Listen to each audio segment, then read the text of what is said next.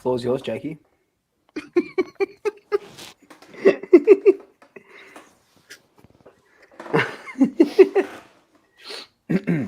Three wins, 6 losses. How did we get here? This season was supposed to be different. We had hope, we had fire, we had dreams of rising above the mediocrity that has haunted us for so long. Yet as the weeks pass, my friends, those dreams slip further away, like sand through our fingers.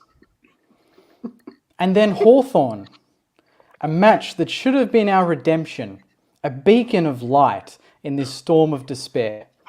We fought, we scraped, we clawed our way through every quarter. For a moment, just a fleeting moment, it seemed victory was within our grasp. But then, my friends, in those final seconds, fate dealt its cruelest blow. 5 points, just 5 points stood between us and the taste of triumph. The siren blared. Sorry, I'm tearing up a little bit. And with it came the crushing weight of another defeat. Our hearts, once full of hope, now with heavy sorrow.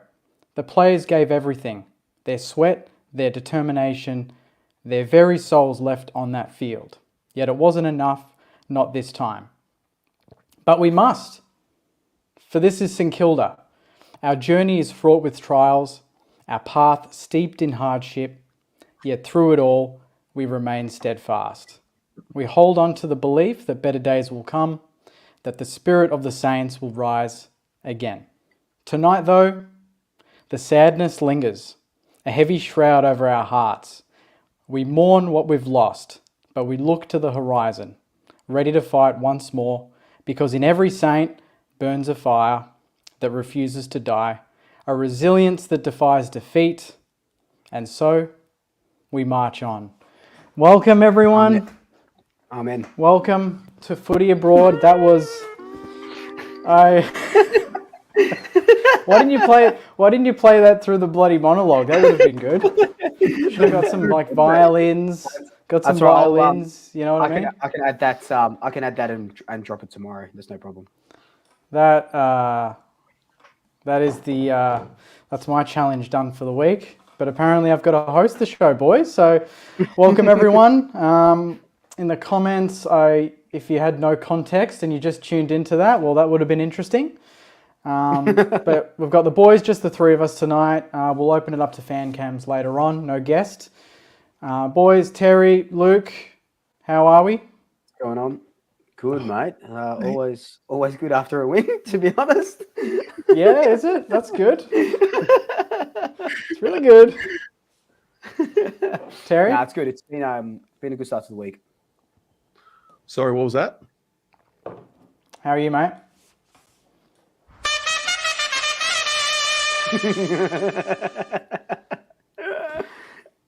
Sorry, mate. That was really good. That was really good. Like seriously, really good. Thank you.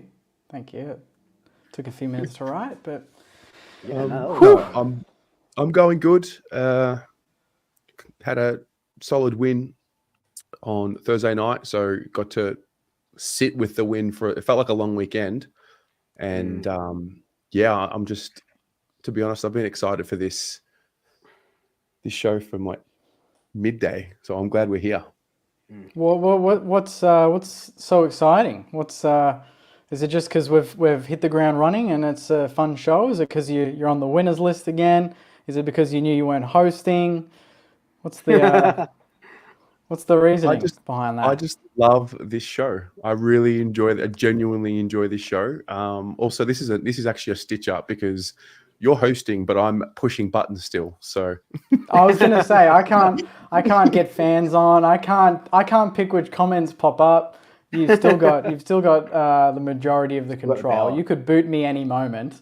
I can't do anything apart from just sit here on camera and talk shit. I will not be booting you from this show tonight, my friend.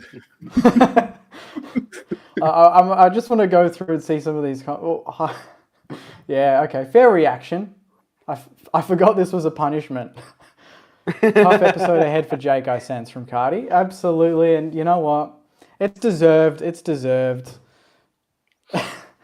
Up the pies. Why, Jake? Why? Best footy show. Good on Jake for fronting up, mate. Have I ever not Yeah, fronted up, that's good. boys? Honestly. It's true. I've done reviews after 100-point losses. So this is easy for me. Do you guys get? I mean, Luke, you want a premiership, so like maybe this doesn't apply to you because you've been winning a lot. Jake, do you find it easier to deal with losses because you've dealt with so many of them? Like I'm the same. Like I've dealt with the worst of the worst.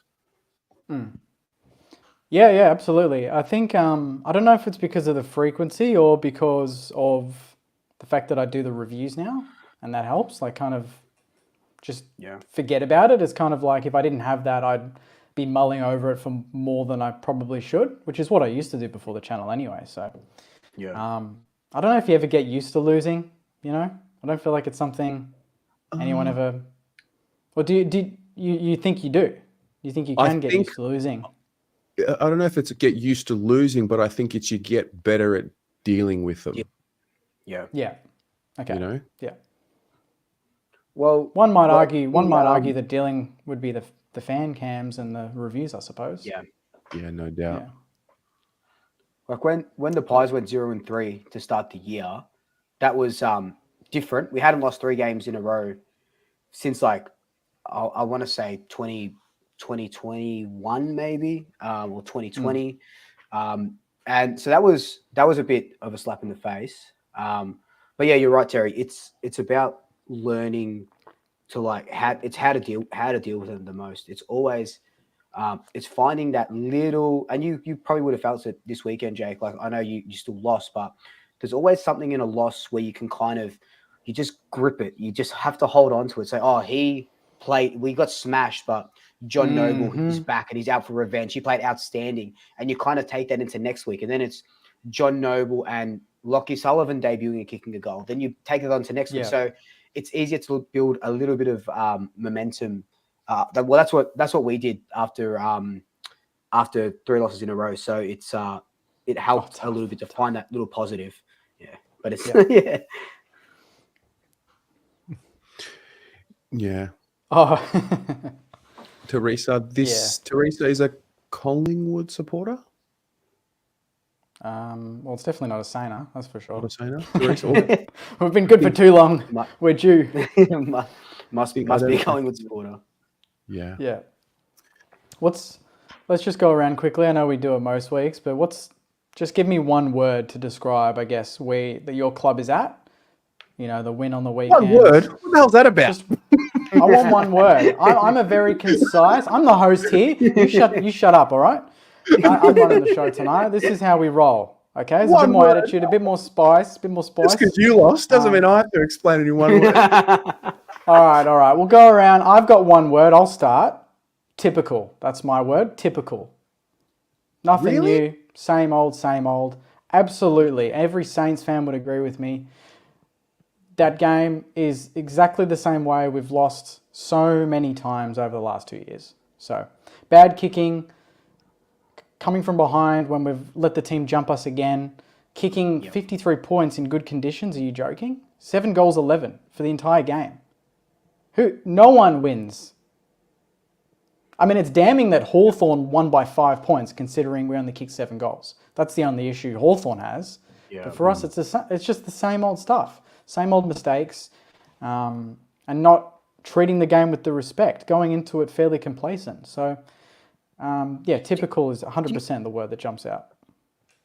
Do you think that, because you said complacent, do you think that the boys sort of went in, and can you sort of tell if they go in and thinking that they're going to win, as opposed to just, going into a game where they're underdogs and they sort of perform better? Can you kind of sense that? I can get that from Collingwood, but do you guys sense that as well from your teams? That they're off a little bit? Yeah, 100%. I've sensed it. I mean, the Richmond game, gather around, was exactly that. We had to come from behind. Richmond, I think it was like 28-7 at halftime or something. Like, it was ridiculous. We were lucky we were playing Richmond because any good team would have had us down by 50 at halftime. And you could tell we were off. It's those little defensive efforts, those second and third efforts. It's not the first effort. It's just what happens after that. When the first tackle's broken, is there going to be another player there to bring the player down? Or is that player just going to be running into open space? It's just little things like that you see a lot more in those games. And we've done it against Richmond, not really against North, but Essendon the second half, I feel like we thought we were there because we were ahead for the whole game and took it for granted, coughed it up. So, yeah, I think you can definitely sense it for sure. I asked you when I watched the fourth quarter of the Port game, because I'd missed the first three quarters, came home, I was at dinner, came home, and I remember saying to you, like, is there a belief? And then I watched the entire Hawks Saints game. And I think I've definitely got a differently vested interest in the Saints and the Pies now. I watch it a little bit differently now because of the show. And I found myself saying, like, go, go, believe, like, do it. And I'm like, what is it? Why don't they believe? I don't get it. I actually don't understand it. They're all there. Especially, I see it anyway. I see them all there. It's, and you can't say people will say it's a historic thing, it's our culture. That's just it's bred into the walls of Moorabbin, but it's a new crop of kids. And that's the worry is, I'm not jumping the gun and saying the year's done. Some people have said that, and that's fair enough. 3-6 is tough to make it from here, but I still have a slim chance. But you can make it. Why, the same players from last year that were hitting the ground running, the youngsters, full of life, very second guessy now, very unsure of themselves.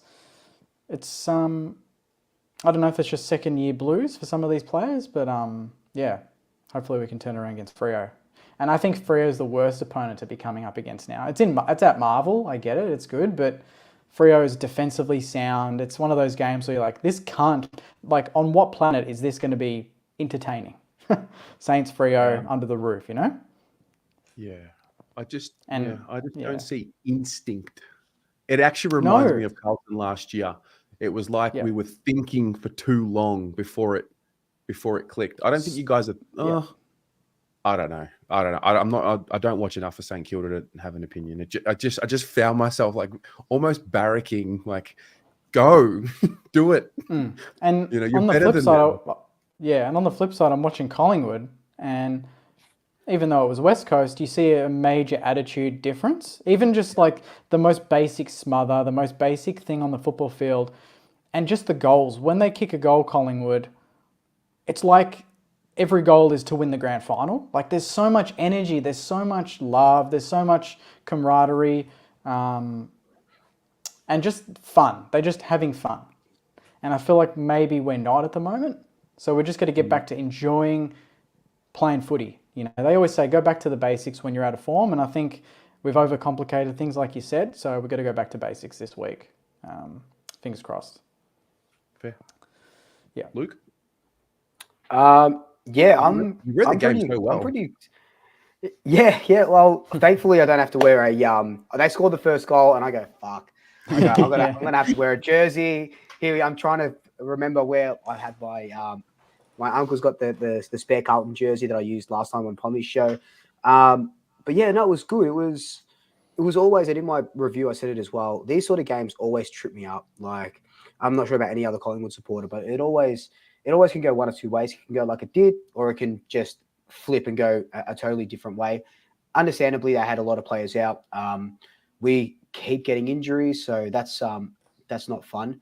But I'm very excited because there was a lot of talk about Collingwood's depth and how these players are going to get in. The VFL is not going too well. And we don't have, I don't really know about your depth players, but we don't really have those big names in the twos waiting to come up. We've got just really young kids who haven't been getting a game. And the positive in, like, I think we got maybe 14 injuries. And the positive in that is that we get to see, I call them the VFL Avengers, Reef McInnes, Finn McRae, Lockie Sullivan, Harvey Harrison, and Joe Richards. Players that wouldn't get a game, like Richards and Sullivan, had it not been for these injuries to DeGoey and Mitchell and stuff. And they're coming in, and it's just it's like systemic, like what they're doing, where they come in, they know their role, And you don't miss De Goey, you don't miss Mitchell because someone's doing that role for them. You're not just waiting for Dan McStay to come in and kick 4 goals a game, because you have Reef McGuinness kicking 3, Finn kicking 3, Bobby kicking, Lipinski, who isn't a half forward, kicking goals, So I'm very excited about, even if it's not this year, just the future of bleeding these kids through these sort of teams in this sort of start of the fixture where, we had West Coast, Adelaide, I think we have Fremantle and the Doggies. So 4 very winnable games, and you get to blood these kids, like, because I'd rather blood them now than against fucking Carlton in round 20 or Melbourne in round 24 when you really need your players who are going to be playing finals having a good run at it.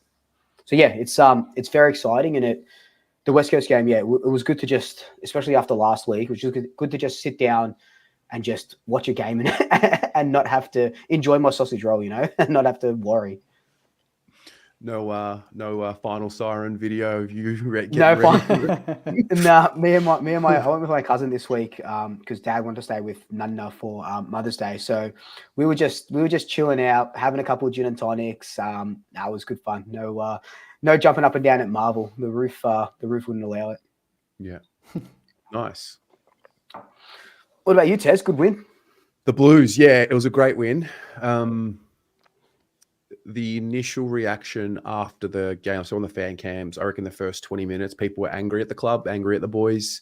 I don't know, maybe I'm just in a different mindset. I just think I don't forget where we've come from and how dog shit we were. And so I understand that, you can't be letting leads slip like that. You can't flirt with danger. But at the same time, we're playing the Ds and we were not favoured to win the game. We started perfectly, maybe the best quarter of footy I've seen the boys play with the combination of offense and defense. It wasn't until that Wayne Harms-esque goal from, Varney tapping it to Windsor, I think that's when I started getting a little nervous, but I really do think that was a good win for Carlton. And we're currently in the midst of, it seemed like we were starting to get out of a bit of an injury crisis. I'll touch on that shortly, but I mean, I'm just happy to get the win. GWS, Collingwood, GWS, Geelong, Collingwood, Melbourne, Sydney. It's a tough stretch that we're in at the moment. And also, it was the 3rd game in 12 days, which every team's lost this season. Every team's doing now. Yeah. Yep. So I don't know. So for you guys, external, no Carlton, no care factor for Carlton. Would you say it was a good Carlton win, or would you say, oh no, they nearly choked it? How did you watch it? I think it's a mixture. I think it's a mixture of both. So I watched it. I watched it all. I thought like that last couple of minutes, Carlton. What do they call you guys? The cardiac Kings or cardiac Blues or whatever they call you guys now. So last year you would have lost that, I feel, but now you're knowing how to play those minutes, how to play until the final side, stop the ball if you sort of need to. But against a team like Melbourne, I thought last year you would have, or even a little bit earlier in the year, probably would have got done. But I thought it was a really good win. I think it says a lot about Melbourne as well. It was hard. Yeah. It says, Carlton shouldn't have choked that lead. They should have smashed Melbourne, and Melbourne shouldn't have let Carlton get out to that much of a lead to begin with, because they're, in the top 4, if that's how you want to sort of see them. So I think it was even peggings, but it was a really good win, like against fucking Melbourne, who are steaming home as well. So yeah, that's how I saw it as well. 2 good teams going at it. One team had momentum, took advantage, created a bit of a lead. The other one got momentum, took advantage, stemmed the bleeding, almost pinched it. Final siren goes, and you're like, those are 2 top 4, top 5 teams going at it. That's a fair result. Next time they play again, it's probably going to be a very close game. I mean, the last 3 or 4, I think, right? They've been under a kick. Isn't that? Yeah. You had the final, the one before. Quite a few of them, I think, almost quite a the few. last. Yeah, exactly. Yeah. Yeah, so no surprise that, again, that game finished being as tight as it did. And, I mean, I wouldn't, if I was a Carlton fan, I wouldn't really focus too much on letting that lead slip. I would probably give a bit of credit to Melbourne and see how they managed that situation. There's probably errors in there, like every team, though, but Melbourne exploited them and took advantage of them like a good team does. So I would, and it's any win before the bye, you just notch and you move on, right? You're building for the back end of the season. You're not building now. You're not peaking now. So anyone that's throwing the baby out with the bathwater after beating Melbourne by a point, just relax. You're doing all right. That's how I would say it. Pommy, hello, mate. Pommy's in the Mohammed, house. please, when the fan cams are on, come on and tell us about which free kicks that the umpires helped us get over the line. Please, I would love for you to come and list them for me. It would be my honor to hear you detail every single one of them. My friend. Please. Oh, yeah. It was a tight game. It was a tight game. The other part was if you guys are down for entertainment and Carlton meltdowns, just type in Carlton Twitter on a Tuesday night at about 6 to 6:30 p.m. when the injury report comes out. It is everything. It's everything. It is unbelievable. Now, to be fair, we had a couple go down. Cottrell's done a stress fracture in his navicular. Chera, we knew about the hamstring. The interesting one was Hudson O'Keefe, who, to be fair, probably won't play anyway this season. I went to the open training session on Sunday and I saw how he did he did a high-grade hamstring strain. He went up for a specky on the specky bag and landed, and that's how he did his hammy. And it's like, what are you supposed to do? Are we banning specky practice now? Yeah. I know. At some point, they're going to be like, all right, we're training once a week, and that's recovery and a couple of handballs and run-throughs, and that's it. Yeah. So, I've just Googled Carlton injury. Put it on Twitter, and someone said, can we get someone professional in to look at what Russell and the strength and conditionings are doing at Carlton? A full review of our program. How does a player who was held back with an injury play 6 quarters and do it again despite a conservative approach? So is that what you're getting constantly in your feed? Mate, I saw someone say, I'm not going to another game until Russell's sacked. Oh my God. Oh my, jeez. So my argument, I've actually found myself, I'm not even in his favor, but I found myself by default defending him, because my argument is twofold. One, we don't know the full story of each individual injury. People just look at the injury report and make an assumption. And number two, you can't sack him now. You do it at the end of a season. You give the new person the chance to build the preseason program. So right now it's just noise. It's just unnecessary noise. I almost agree that maybe we need to look at him and maybe replace him. But it's who's better? Where are they? Are they available? And can we talk about it when we can actually do something about it? Which is in October. I'm pretty sure we sacked our fitness guy. I think might have been this time last year. Maybe. I could be wrong. I think it was Nick Walsh from memory. And there was a bit of a swirl going around that maybe he was training the boys a little bit too hard. Maybe they didn't do as many stretches pre-training and this sort of thing. So a lot of soft tissues. They weren't warm enough and this and that. And I think we got in someone from Essendon who was supposedly very good. And since then we haven't really seen it. We've had injuries, but Essendon, not as bad as it was. I think it was Essendon. Bit of a history there. Yeah, no, you don't really go to the Essendon well these days, but they're doing all right themselves. So, but Russell came from Hawthorn, didn't he? When they won their premierships. Russell, the big thing about him is he was at Port when they won their flag. And also when Port when they won the flag, he was at Hawthorn with Clarko during the Hawthorn run, the dynasty, and he had a big name and reputation, and we probably paid for that. And maybe you do pay a little bit overs for the reputation. We brought in what was renowned as the best, and is he the best? I don't know. I just don't know. I don't know enough about the whole program. I don't know enough about the players and their professionalism, their recovery, their diet, their sleep patterns. I don't know. So I just find myself saying that and then getting hit with, oh my God, you're pro Russell, you're an idiot, you can't see it. And I'm like, okay, no worries. Yeah, of course. Naturally, the classic. If you're not with us, you're against us, isn't it? So whatever. Should we get into the first topic? Let's jump.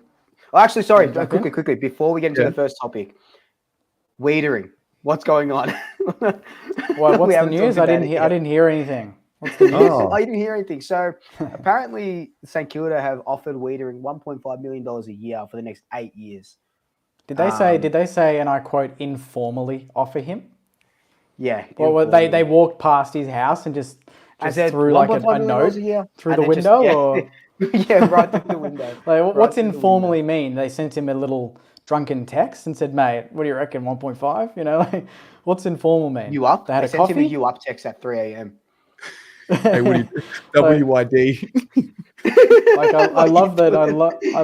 I love that they that they put the informally in that sentence. Like, you know, because you know, if they didn't, we'd think it was gospel. You know, like all news, it's all truth, it's all real. Of course. Yeah, it's. I mean, I wouldn't say no to a backline with him in it. of course. We've got Dougal Howard and good old Cords, who's battled for the last 18 months and done a good job. But he is 27 in November. It's a lot of money for someone that's 27. You get him what? What's a good fullback? Would you say he's injury prone, Terry, or is he okay? Not Like, is he just a normal level of injury for an average player, like an average AFL footballer? He's had a few like clumsy moments, like collision. He hit the goalie in 2022, hurt his shoulder. He did a calf early this season in the preseason. Like generally, he's okay. Yeah. Okay. Well, I still think it's a bit much for someone at that age, but obviously I think he's a star, and we need a full back. And there's not many of them floating around. Sam Taylor would be nice. He would be one, and we've obviously got the Sauce connection. I don't really think that's like just because we have Sauce doesn't mean favorable. that anything happens. It's like what? Like he's got his phone, he's got his mobile number, and maybe he's you know, he sees him once every often and on Lygon Street for a cuppa, but it doesn't mean he's coming to the Saints. And you know, honestly, why would he? Carlton right now are doing well, and we have some work to do still. So, and someone just commented and said he was talking about taking a pay cut not so long ago anyway to stick around, I think, at Carlton. So yeah, I just want to ask the audience a question. So those Sanders, hey, how are you? Just type in the chat. Yeah. Just let it be known. Do you think Jacob Wiedering will actually come to St Kilda? Yes or no? I'm actually curious to see what the feeling is like in the St Kilda camp after the news. Like, do you think he would actually come to St Kilda? Yes or no? Yeah. I mean, Jake, do you think he'll make the move? No, absolutely not. I think we've got a very big list of players that we're looking at. I think obviously he would be one, but you know, you got 20 players on a list. You're going to cross off 15 or 16 very quickly, and then you're going to narrow it down to the 3 or 4, and then those will probably all be North Melbourne players. Let's be honest, and we'll be looking at them. So. Do you need a fullback more than more than a star mid or a star forward? Yeah. I don't think we need a star forward. I think what we have is good. I think we need to sort the midfield out ASAP. I think in the third quarter against Hawthorn alone, it was like 9 centre clearances to 1, or 9 clearances to 1 or something. It was ridiculous. Against Hawthorn, who, no offence, again, they're all right, but they don't have a gun midfield, so...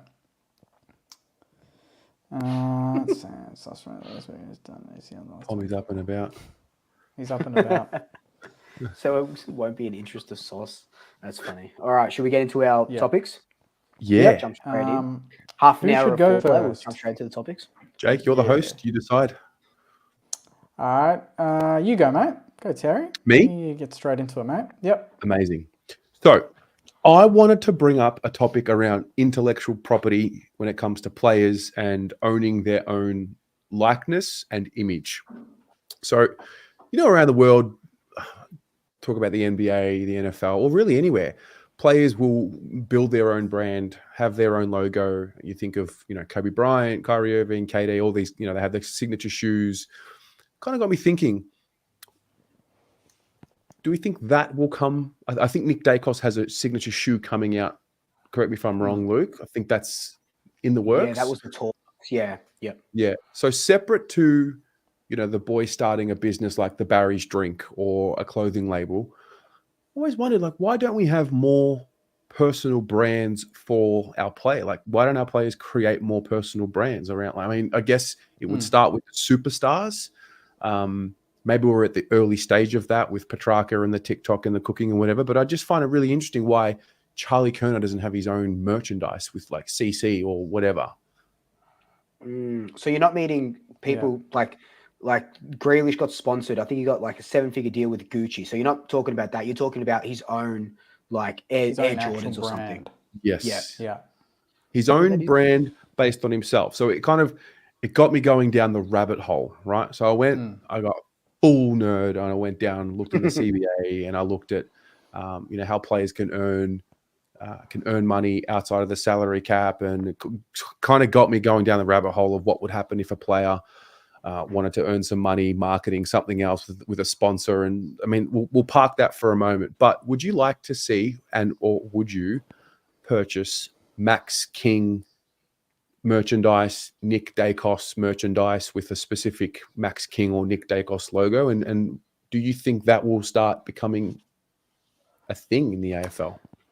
I don't know. I mean, from my perspective, we're, trying to get out of some debt. So anything that is released, I feel like the club would want it to be St Kilda owned, St Kilda branded, AFL owned, AFL branded. And if the players are, I guess, promoting themselves and selling their own type of merch, whether it's shoes or, I don't know, cologne or something like that, I don't know. I feel like that compromises things a little bit. So it wouldn't surprise me if there is something, and I think someone did put it in the comments, in regards to legal agreement or contract where they can't do that.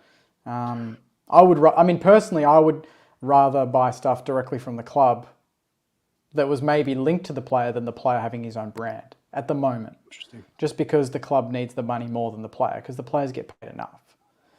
So but the club can't earn. The club is not allowed to earn such money because it would fall. You talk about the salary cap, the TPP, plus your additional services agreement. This is the sticky point. Like players can't just do it. They're like blocked because of that exact reason. Is there like you talk NBA, you talk EPL? There's demand because it's global sports. There's millions and millions and millions of people that are invested in not only the team, but the player. Like I could be following a basketballer and just really follow his journey and his brand and be invested in anything he releases, and I don't even need to care about the sport itself. But for AFL, Petrarca, for Charlie, it's just the fans. It's just the specific fans of that club. The reach beyond that is very, very limited. So I feel like there just wouldn't be enough people to buy. You know what I mean? Like it's just going to be Carlton fans buying Charlie stuff because again, it's just your association with the club.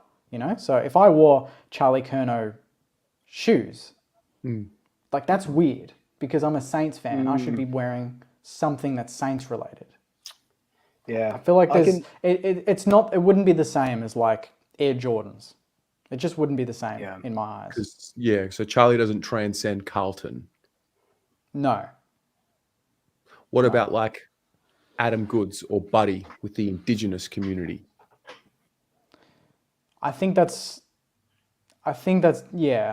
probably yes. I think there's probably a bit more of a reach there just for, obviously personal reasons and cultural reasons. So again, culture goes further than football, right? But I don't think just Charlie Curnow's personal brand goes further than Carlton. Fair. And I think like Cristiano Ronaldo, his personal brand goes further than any club he's ever played for in his entire life. Further than Man United, one of the biggest clubs in the world. So he can release anything he wants. He's bigger than Man U, Cristiano Ronaldo.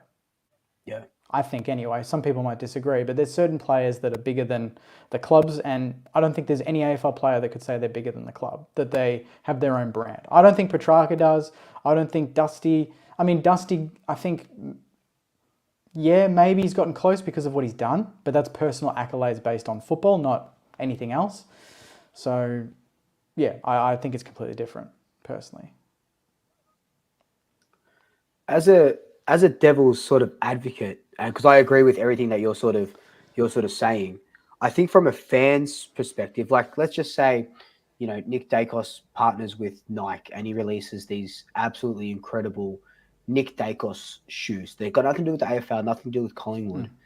I think a kid like that, maybe maybe not Sheasel at the moment, but maybe like even Harley Reid, kids growing up at Auskick, they're looking up to these players. They could go for Essendon, they could go for Carlton. They're looking up to these players. They're going to purchase. Oh, Nick Dacos is running around in these shoes.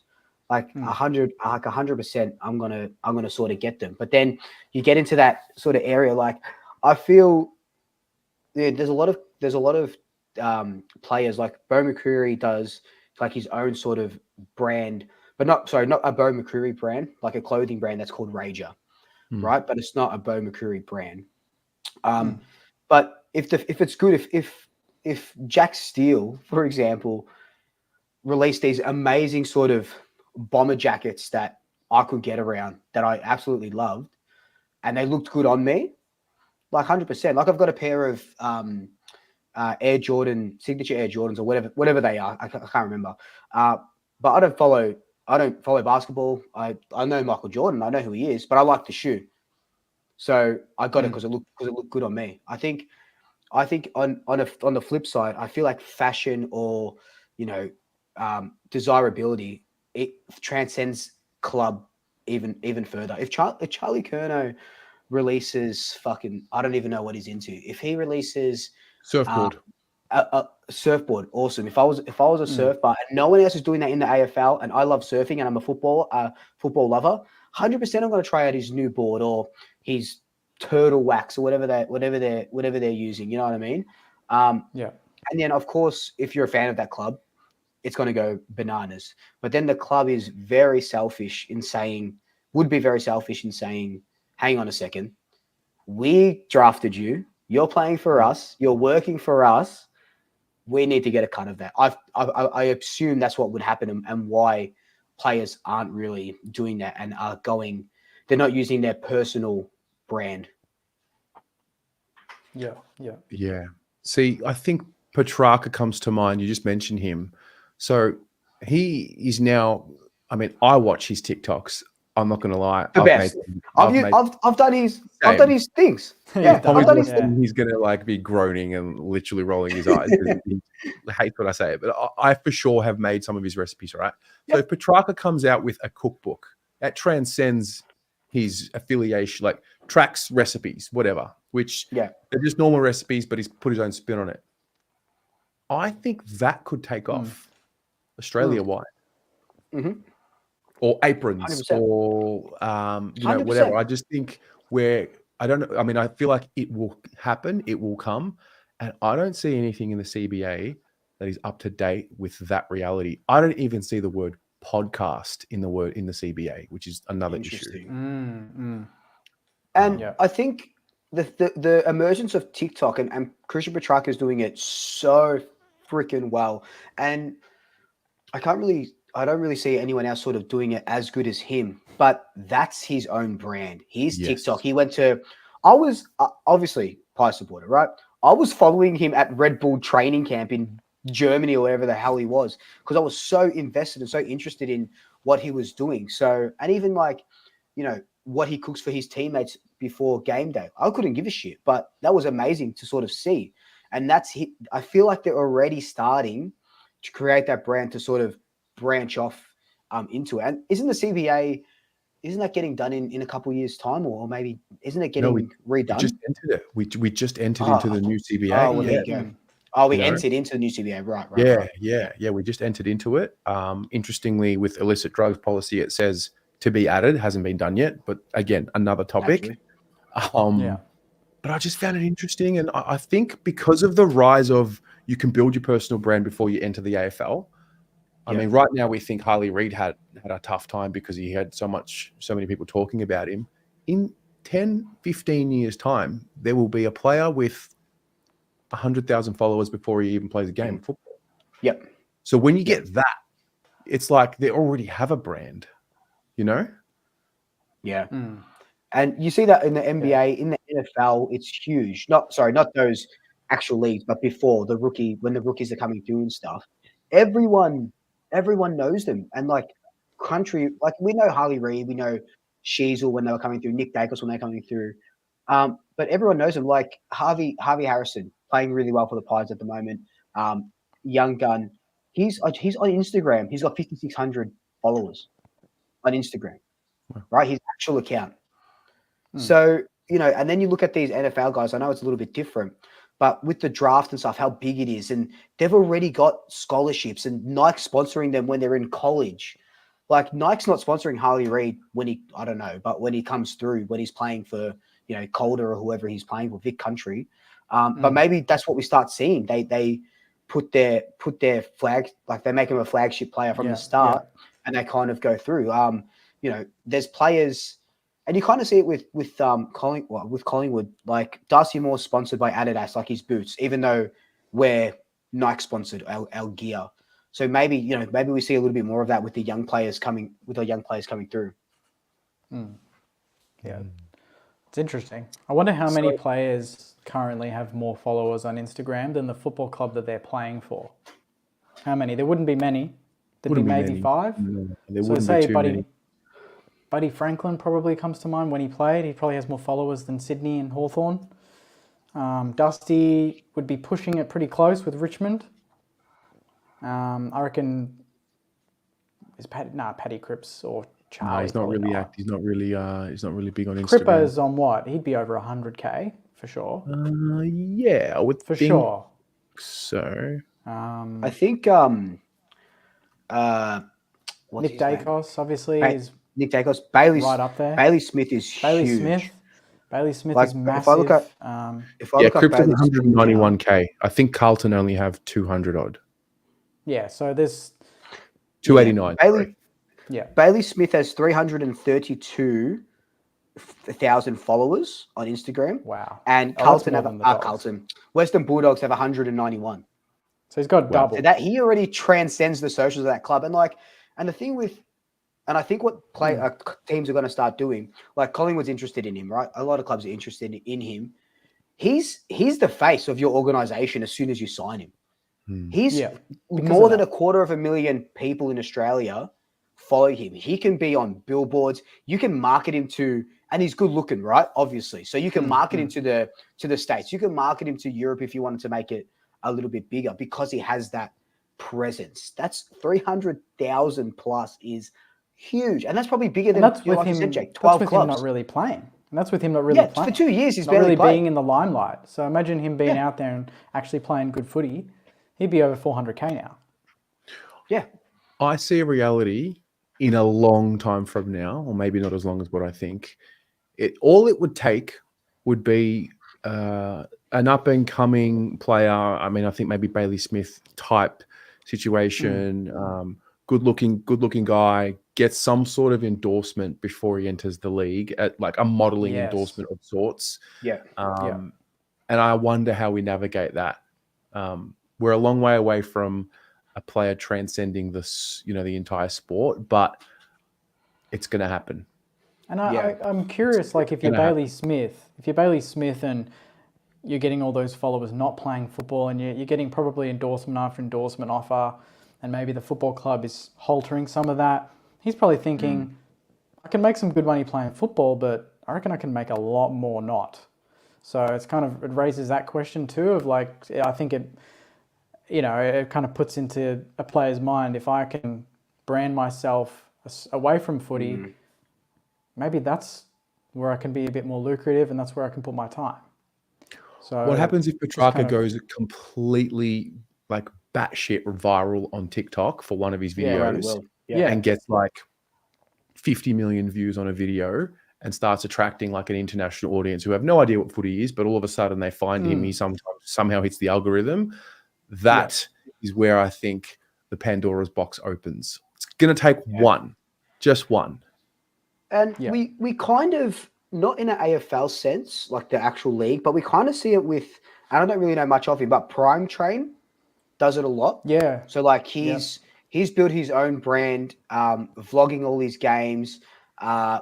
He's got endorsements and stuff. He's flying all around Australia to play sort of footy.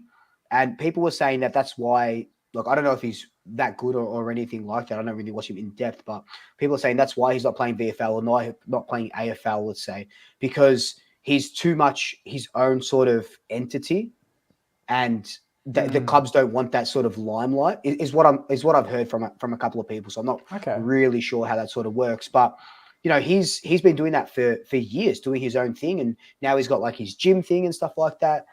So yeah, like you're right, Terry. We could see a 14, 15, 16-year-old start off like that because everyone's going to be vlogging soon. Everyone's going to have the fucking Vision Pro goggles soon. So it's going to be crazy. Yeah, I'm and curious, the like, if entrepreneurs are younger now. You can make the entrepreneurs are getting younger and younger as we go deeper and deeper into this technological world. Yeah, imagine you're drafting someone, and one draftee is a better player, but the other draftee's maybe gone down that alley and he's got 50,000 followers already. Yeah. Would football? This is going next level, but would football clubs actually elect for the player that's the bigger brand, and maybe can pull a few more memberships, can maybe generate the club a bit more money, or you get someone that's got no presence at all, completely private. Maybe they don't even have an Instagram account, so they're like, okay, long term he's better, but for right now, if we're St Kilda, we're North Melbourne, we want some big personalities that we can sell merch to, we can sell memberships to quickly. Even if they don't get a game, they've got a presence that we want. So it's an interesting conversation. That's insane to sort of think about, because it'll happen. 100%. Because I mean, we think draft is just, oh, this guy's really good, he's going to go pick 7, but they meet their parents, they look at where they've come from, their body language, their behavior. If you're looking at all these things, of course you're looking at, so what's he doing online?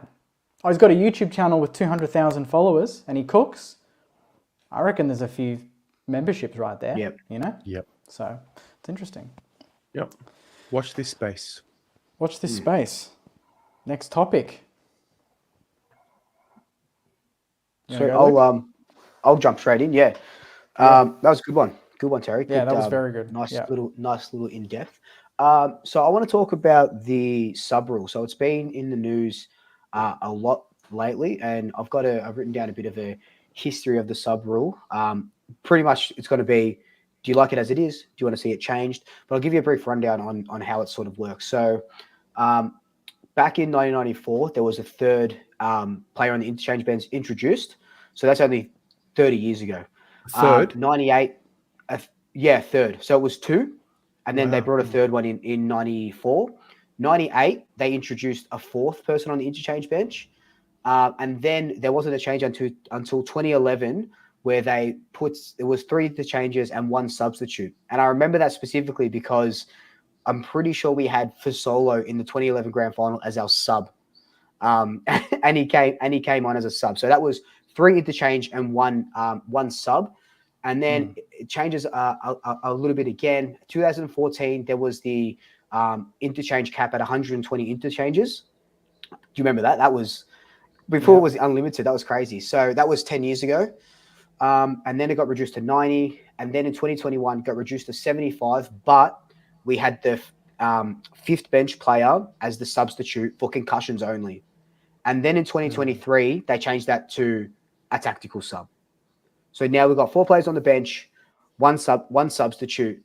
And I asked the question and give you a brief rundown because Nathan Buckley raised a really good point, and that's why I wanted to talk about it. Let's just say you sub off a player at halftime for tactical reasons, right? The guy still got gas in him because he's only been subbed out at halftime. You take off whoever it is, Mason Cox, to bring in Harvey Harrison because we're playing too tall. But then 5 minutes into the third quarter, Darcy Cameron gets knocked out and he's concussed. Mason Cox is on the bench, completely healthy, and you've just lost a ruckman. Now you can't make that sub again. So now you're only on 3 on the bench, but you've got a really healthy player that can't participate in the game anymore. Yeah. Like Worrell. Curtin and Worrell from Adelaide just on the weekend. Yeah. Exactly right. And I think that's probably why Buckley brought it up. I think as the concussion sub, I understood why it was there, but then teams started bending the rules.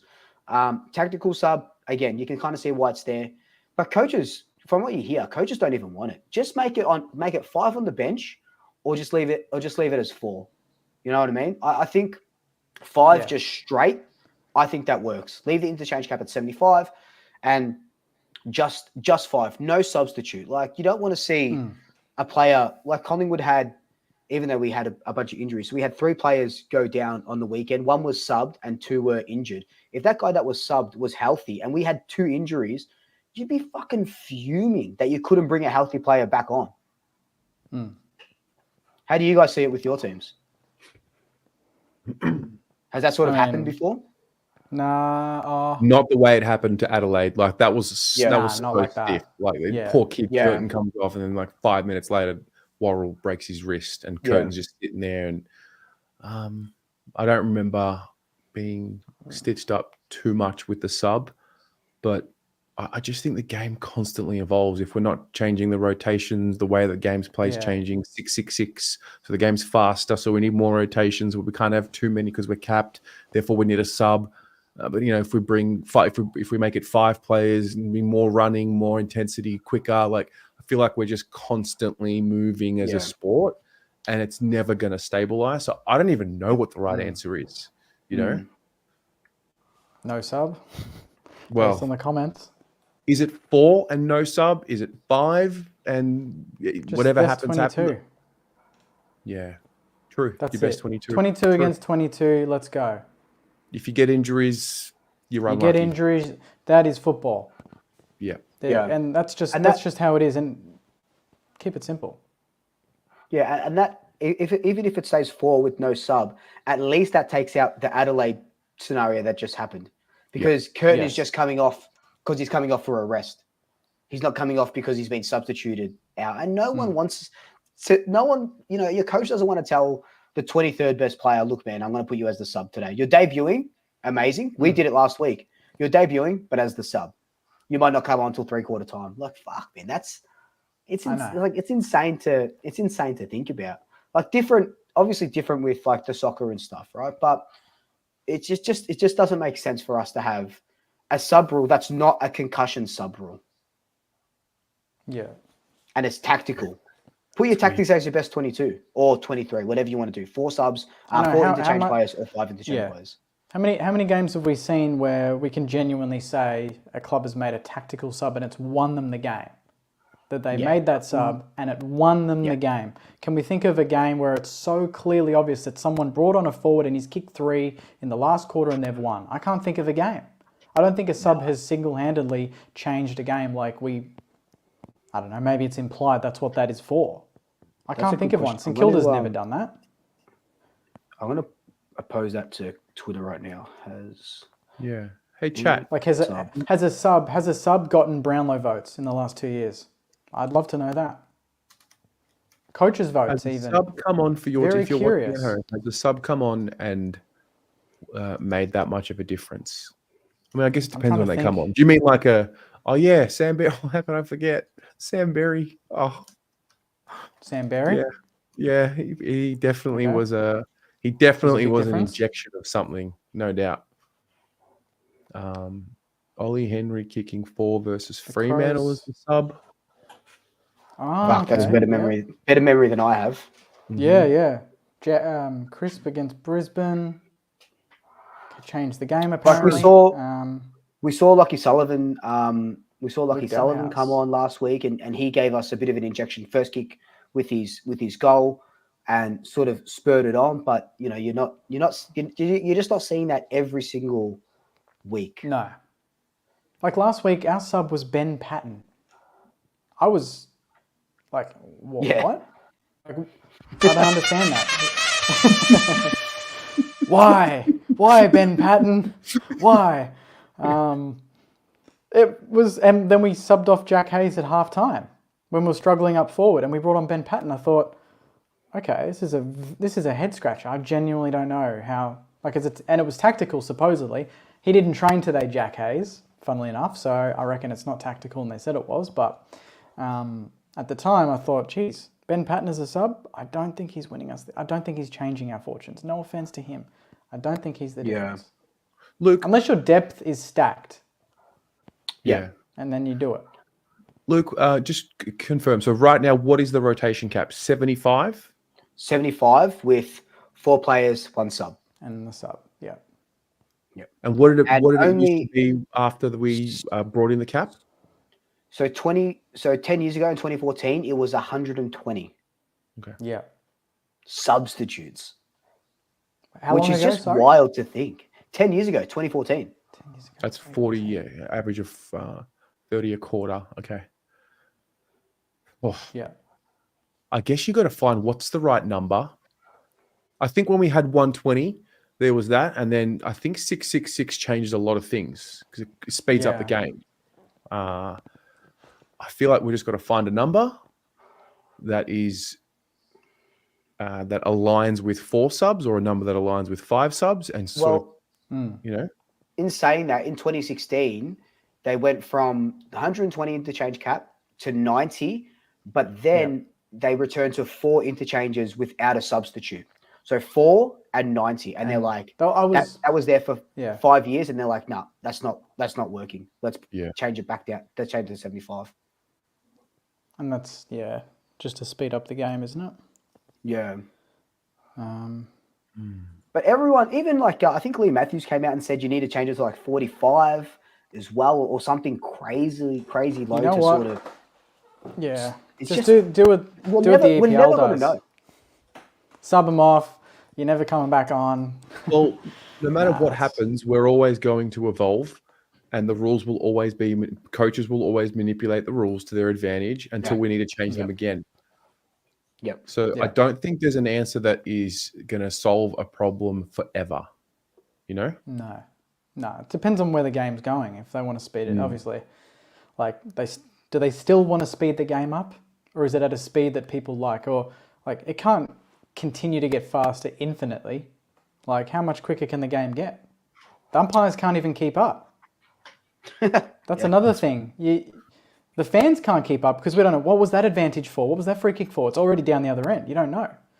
So, like, you got to think of it as a spectacle. You got to think of it logistically with umpires, how they run the game. The quicker it gets, do you put more umpires on? Lee Matthews played in the day of no running. Yeah. You just do you have zones? The umpires. Yes. Could you imagine? Lee Fisher's like, I've got a corky. I got to get off. You know what? It just reinforces you kind of have to accept the imperfection of the game. That's part of it. It's never going to be. It is. We love the imperfection. 100%. You know, the fact, I mean, the ball is imperfect. You know, it bounces all over the place. So that reflects the sport as a whole. It's unpredictable and you don't know what's going to happen. Imagine, I'm just picturing the umps with like a full-on bench where they're like barking orders from the side. Like, too bad calls you're subbed off. They get in the huddle. Yeah. Pin him, hold the ball. Yeah. Damn, this game. I mean, give it 10 years, it wouldn't surprise me. Like, you can't rule these things out. We joke about it, but we've joked about things before, and then they actually happen. You know? Do the games need to be that much higher scoring than what they are? Like, do you watch games and think, I wish I watched more scores? I mean, as a Saints fan, absolutely, it'd be nice to see a higher score on the board. I guess that's okay, fair. Different. But it's sometimes the war of attrition is really good. Agreed. Like you're like, okay, cool. I love when my team kicks fucking 120 points and I'm seeing Marcha kick 6 goals. But sometimes that bloody arm wrestle when it's 60 and 60 is just incredible because one goal or a point can change the game. You know, Collingwood and Carlton didn't get past 90 points. Essendon and Collingwood didn't get past 90 points, and it was still a good bloody game. Well, that's some of the best finals. Most of the finals are low scoring because of that, because it's the pressure, because it's highly tactical, it's intense, and there's more contested ball than in the regular season. Did you find that weird? We want our teams to have a pressure rating of 200 or more because that's elite, but we also want 25 to 30 scoring shots on goal. I know, yeah. You know? So every team wants their team to be the highest scoring team and have the best defense across the board. Yeah, that's just how it is. I mean, Sydney's doing it. Good on them. They're looking pretty good, but True. Sydney are doing it. That's rare though to have. I mean, they say you got to be top 4 in both, but Yeah, I don't think. Oh, I'm gonna write this down. I just got an idea for next week. Next week's An idea for next he's already week's thinking next week. This guy. I just gotta write this down. He's switched Hey. on. Cool. Are we done with that Awesome. topic? Yeah, I really yeah, like that It one. was good. It was good. Very good. I Yeah. like it. Beautiful. Well, All right, I'll Jake, kick you going? mine. I'll kick All right, mine host. off. It's a very, very basic one. It's very, very simple, and it's a big topic that, to be honest, I think it's not getting enough attention. I don't think we've addressed it. I think Geelong should be held way more accountable than what they have, and that is in relation to Jeremy Cameron. With, I believe it was 10 minutes to go in the game, slammed his head into the turf. Like, there's no question. That was a sickening thing to watch. And he stayed on the ground. So that's top line. Stayed on the ground. They said, the doctor came out, they said that they conducted tests, right, on the ground. That can't be done. That can't be done. There's no way they would have known. There's no way they would have known. And the biggest thing about this is that the CEO of the AFL has come out and he said, what did he say, Andrew Dillon? He said, we're comfortable with how it was handled on the night. Now, I can think of maybe 50 other ways that could have been handled. And to me, I can't believe that a player can stay on in that situation, but when there's a little bit of blood on their knee, the umpire blows his whistle, stops the game, says, get off. And he won't even ball the game up. But with something like this, which is way more severe, no problem at all. How is there no vision that they can get? The umpires have an earpiece, right? How is someone not watching that and saying, hey, stop the game, Jeremy Cameron's just hit his head, get him off the ground now. Stop the game, get him off the ground.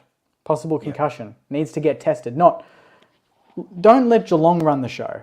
And that's another thing that actually upset me, is that Andrew Dillon also came out recently and he said that he's refusing independent doctors for head knocks. So right now they are obviously Geelong Football Club run doctors. They have the Geelong Football Club as their interest. Geelong were making a very big comeback in that game. Jeremy Cameron's their best player, game-changing player. He could have won them that game. If that same thing happened with 9 minutes to go in the first quarter, and this is a genuine question to everyone watching and you guys, would he have stayed on the ground? No, 100% not. He comes off for No that chance. 20-minute test. Of course. No chance. And it's like, they wanted the win. I get you do, but Port Adelaide had a similar situation last year. I think I've got what was it here? They were fined last year for not making defender Ilira Lee undergo a SCATS concussion test during a match against Adelaide when he clashed heads with teammate Lockie Jones. Port Adelaide, got a $100,000 fine. $50,000 of that went into their soft cap. Massive punishment. That is a massive punishment. Geelong, slap on the wrist. CEO says it was handled well. Now, I can't look at that situation and say that the AFL are taking head clashes and concussions seriously. And you know what? We've seen a player already this week retire because of that at training. Yep. It's going to happen more. I just don't understand how Geelong haven't been fined. Is it a coincidence that Jeremy Cameron's come out 2 days later and said that it was a delayed concussion? How do we not know? Where's the information? How do we not know that he was not concussed in that exact moment and they're saying that it's delayed just to cover their tracks? How do we not know that? We don't know that, do we? We also don't know what exactly happened and the communication. No, we right? don't. We don't. But what we do know is that Geelong ran the show. The AFL needed to get him off the ground at the very least. And we all know the rule. You're off the ground, you get a test, you're off for what, 20 minutes, I think? So that would have been the game done. That would have been the game done. And they wanted their best player on the ground to win the game. Now, I get that 20 years ago, we've seen players in grand finals come out and say they had broken ribs, they had this, they had that, they fought through, and they had a bunch of injuries we didn't know about until the end of the season where they all go in for 50 surgeries and you're like, wow, this guy's been playing with a dislocated shoulder for the entire season. We didn't know that. But with the amount of scrutiny, with the amount of attention that's going on with concussions, with head knocks, with the tackle, I just feel like that was handled extremely poorly, and they could have made a statement in the AFL that night. Jeremy Cameron's a lucrative player. He's a poster boy for the AFL and for Geelong. Imagine the umpire going up to the doctor and saying he has to come off. Makes an absolute statement that what they're doing is focused on the player's well-being at all costs. They missed that chance, and now it's got me questioning whether they are doing all of this because of legal reasons, because of this, because of that, because they clearly didn't care that much to get him off the ground. So I'll put it to you boys, what your thoughts are on that. I just thought it was handled poorly. Well, we talked about it. We talked about it off air, and there was that survey that just came out today that last year, 2023, I think it was 159 players had concussion symptoms, Yes. and 12% of them didn't report any because they wanted to keep playing. They didn't want to miss that extra week because they know that one, they're going to miss that extra week, and two, that they're trying to win the game for their team. I think someone in the comments said the NRL has independent doctors.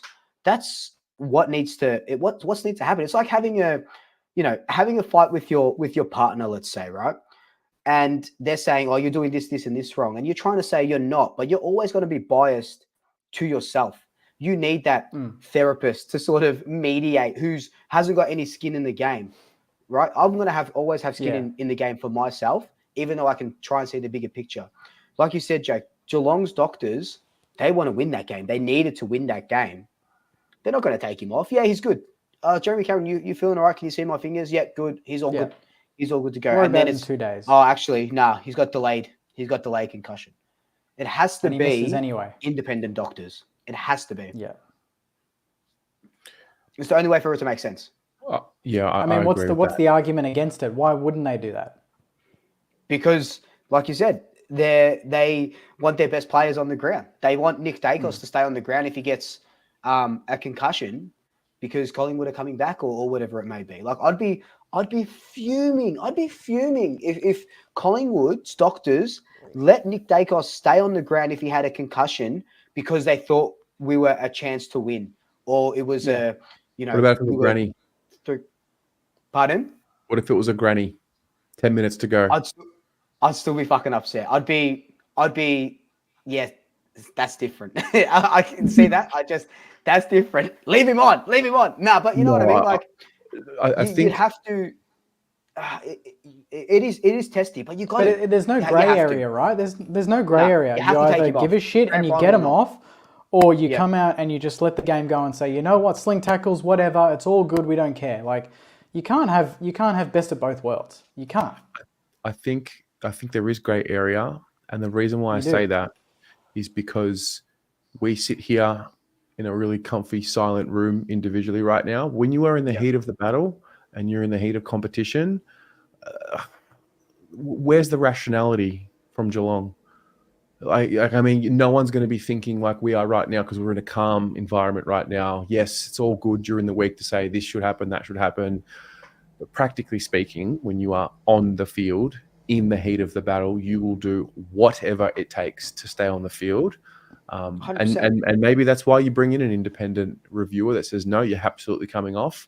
I certainly take that point, but it's always easier to make these rules when we're sitting here right now, you know. But like when you actually are there on game day on the bench, and you're like, or if you're a player, you know what's at stake. Jeremy Cameron knew what was at stake when he fell on the. He knew exactly what was at stake. He probably thought like, I got to make sure that I seem okay as soon as I possibly can, and that's part of what we were talking about earlier with the sub rule. Like people will always exploit the rules to make sure that they get an advantage, or they make sure they're not disadvantaged.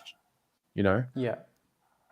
I think what the thing that favoured Cameron was the fact that it was kind of self-inflicted because he flew up for a mark, he hit his head, so no one was really watching him. What if it was a sling tackle and someone slammed him in? There's no way he's able to stay on the ground, right? There's no way he could talk his way out of that. Because the umpire would have seen a sling tackle, so he's reporting a guy. So how can you report someone and say that's dangerous, but then the guy that you've slammed into the ground at the same time say, hey, but you can stay on, all good, but you might get suspended because it's dangerous, but hey, not dangerous enough for you to go off the ground.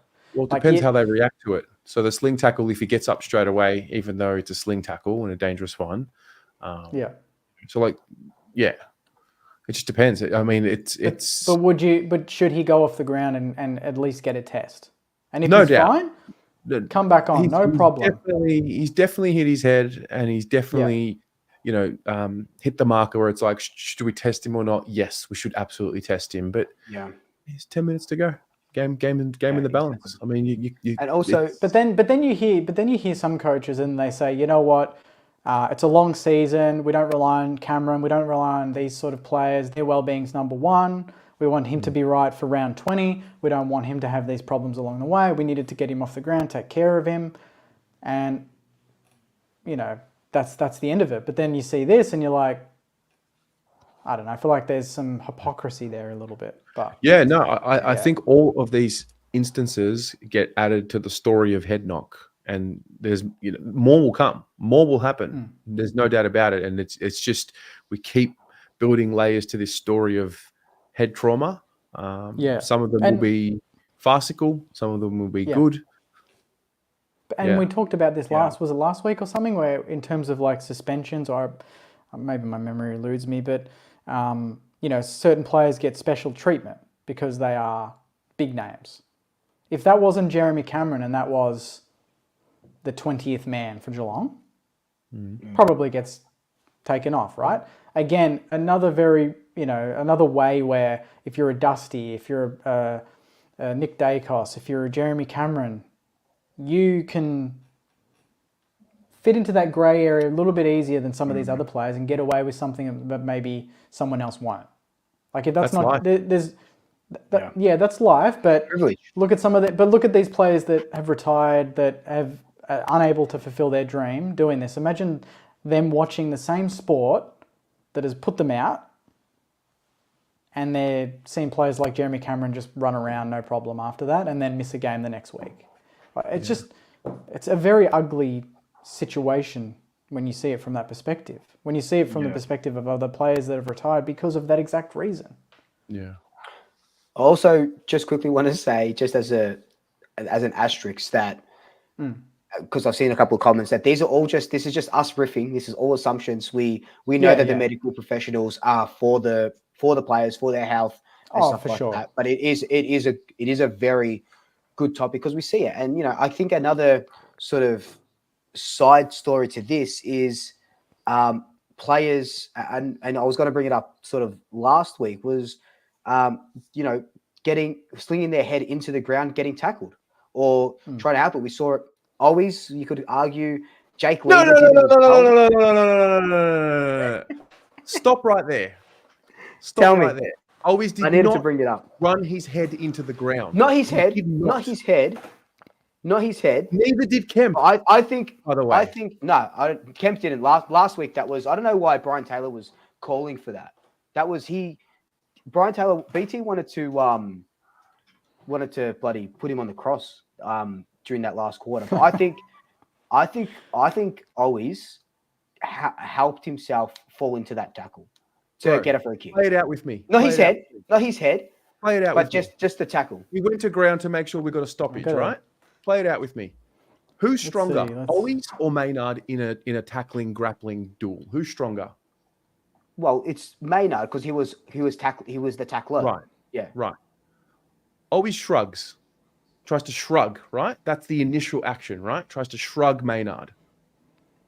Once he goes to ground, Maynard's in control of how he hits the ground because he is the stronger man.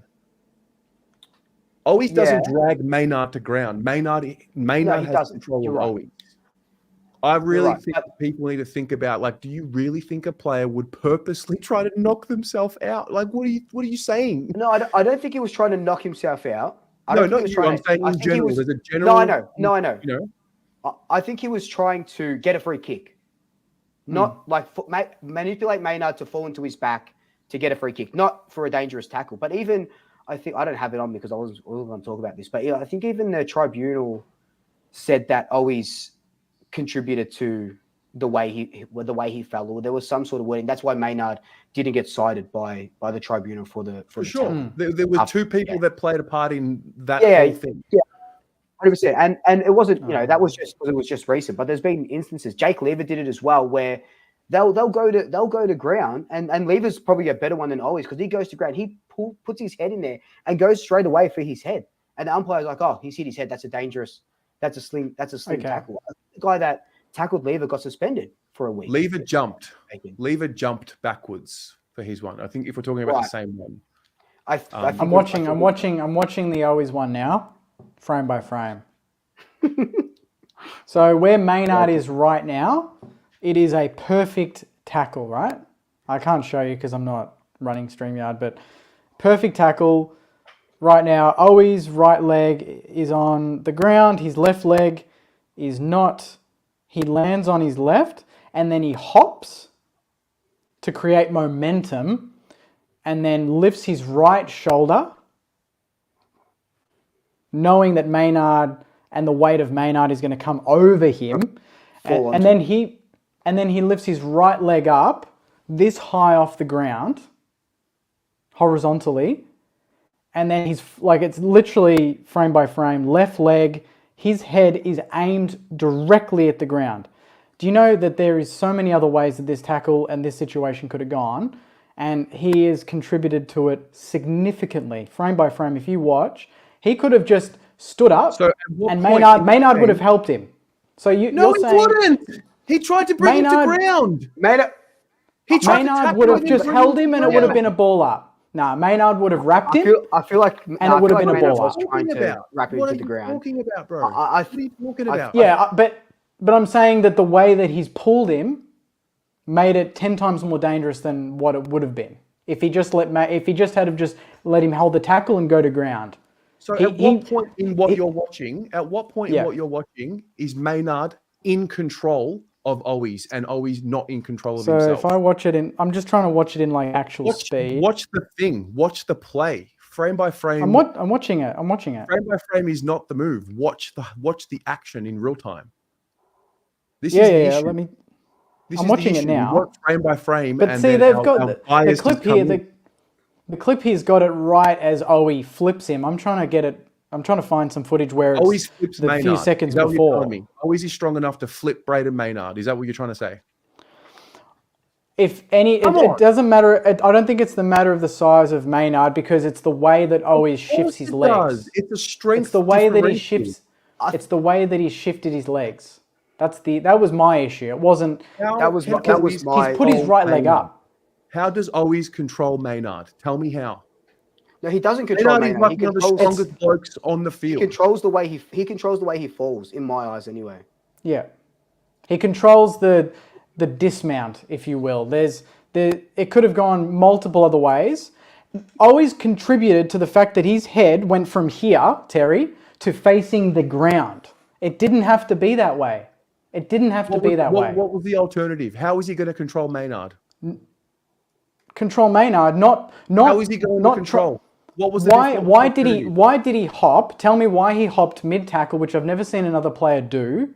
And then his right leg ends up here, and his left leg is under, shifting the weight of Maynard. It doesn't matter how big he is because if there's momentum, it's going to be easy to handle that weight. That's what momentum does. You trying to argue that Owies dictates Maynard's strength? People said that. I'm coming from a Saints fan that said that people said Higgins controlled Alir's weight, right? And Alir's bigger than Higgins, and guess what? They didn't say that, and Higo got 3 weeks for it. Right? He went to kick, and his weight shifted, and the tackle went the way it did, and Higgins got 3. To bring him to ground. Correct? Just like what Maynard was doing. Correct. And Higo gets 3. But Higo gets 3. But you're talking about I'm telling you that always doesn't do. Yeah, he's smaller. I get that. Correct. But I'm just looking at the way he shifts his legs, and to me, that's just not natural. That's not a natural action. That's an action to simulate. Going to ground. That's not a natural action. I think it's the shrug. That's what does it. It's the shrug. It's the shrug. It's like he's trying to lift him. Like I just feel like there's. What's the first instinct when a player gets tackled?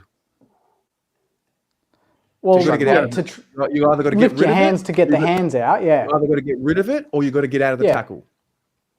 So is he within his rights to shrug? I don't think that 100%. I don't think the shrug that he's doing is going to get him out of the tackle, like at all. No, but as a player, you have two options. You have to get rid of the ball when you're tackled, or you have to get out of the tackle, right? That's the two options you have available to you. Otherwise, you get pinged holding the ball. Yep. You know what? I think there's so many ways this tackle could have gone. Like if Maynard lets go before Owies, what happens if Maynard lets go of him? No. Let's talk about what happened. What happens not then? What would have happened? Because then we're going into Pandora's box. Just like there's another angle there. So I just No, this is why I get yeah, fired up. it's a tough 100%. No, 100%. No, I'm not. I get fired up. I'll tell you I why. get what you're saying, I'm but I saying just feel is like there's an inference that's going to start going around that blokes are trying to hurt themselves to earn a free kick. BT did it with Brody Kemp on the weekend. Yeah. Fucking Which ridiculous. was uncalled for. that was ridiculous. yeah. Because then the article started coming out, AFL faker Brody Kemp. Yeah. It was a great tackle. Yeah. And to be fair, he probably should have been pinned holding the ball. But to label him a faker, come on. So to come out here and say that, these guys are trying to hurt themselves, get off it. Get off it. No, Don't even try it. It just could have.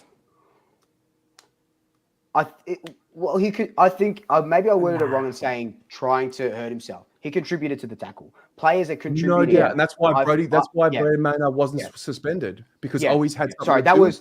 See, and that's the wording. That's the whole wording. I went with a way that I shouldn't have.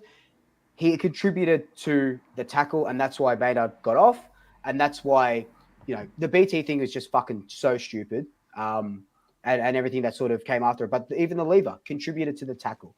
That contribution, we're going to see a little bit more of it going because, like you said, Terry, before with the coaches manipulating the rules, players do it all the time, and they're going to start to unless we. So what was the free kick for? Was that dangerous tackle? They paid a dangerous tackle or dangerous tackle. Yeah, it wouldn't be a sling tackle. No, dangerous tackle. Sorry, yeah. Yeah. The Brody Kemp one was paid a dangerous tackle. It shouldn't have been. It should have been holding the ball. Yeah. That's what should have happened. It should have been holding the ball. They got it wrong. That's the reality. What? Yeah.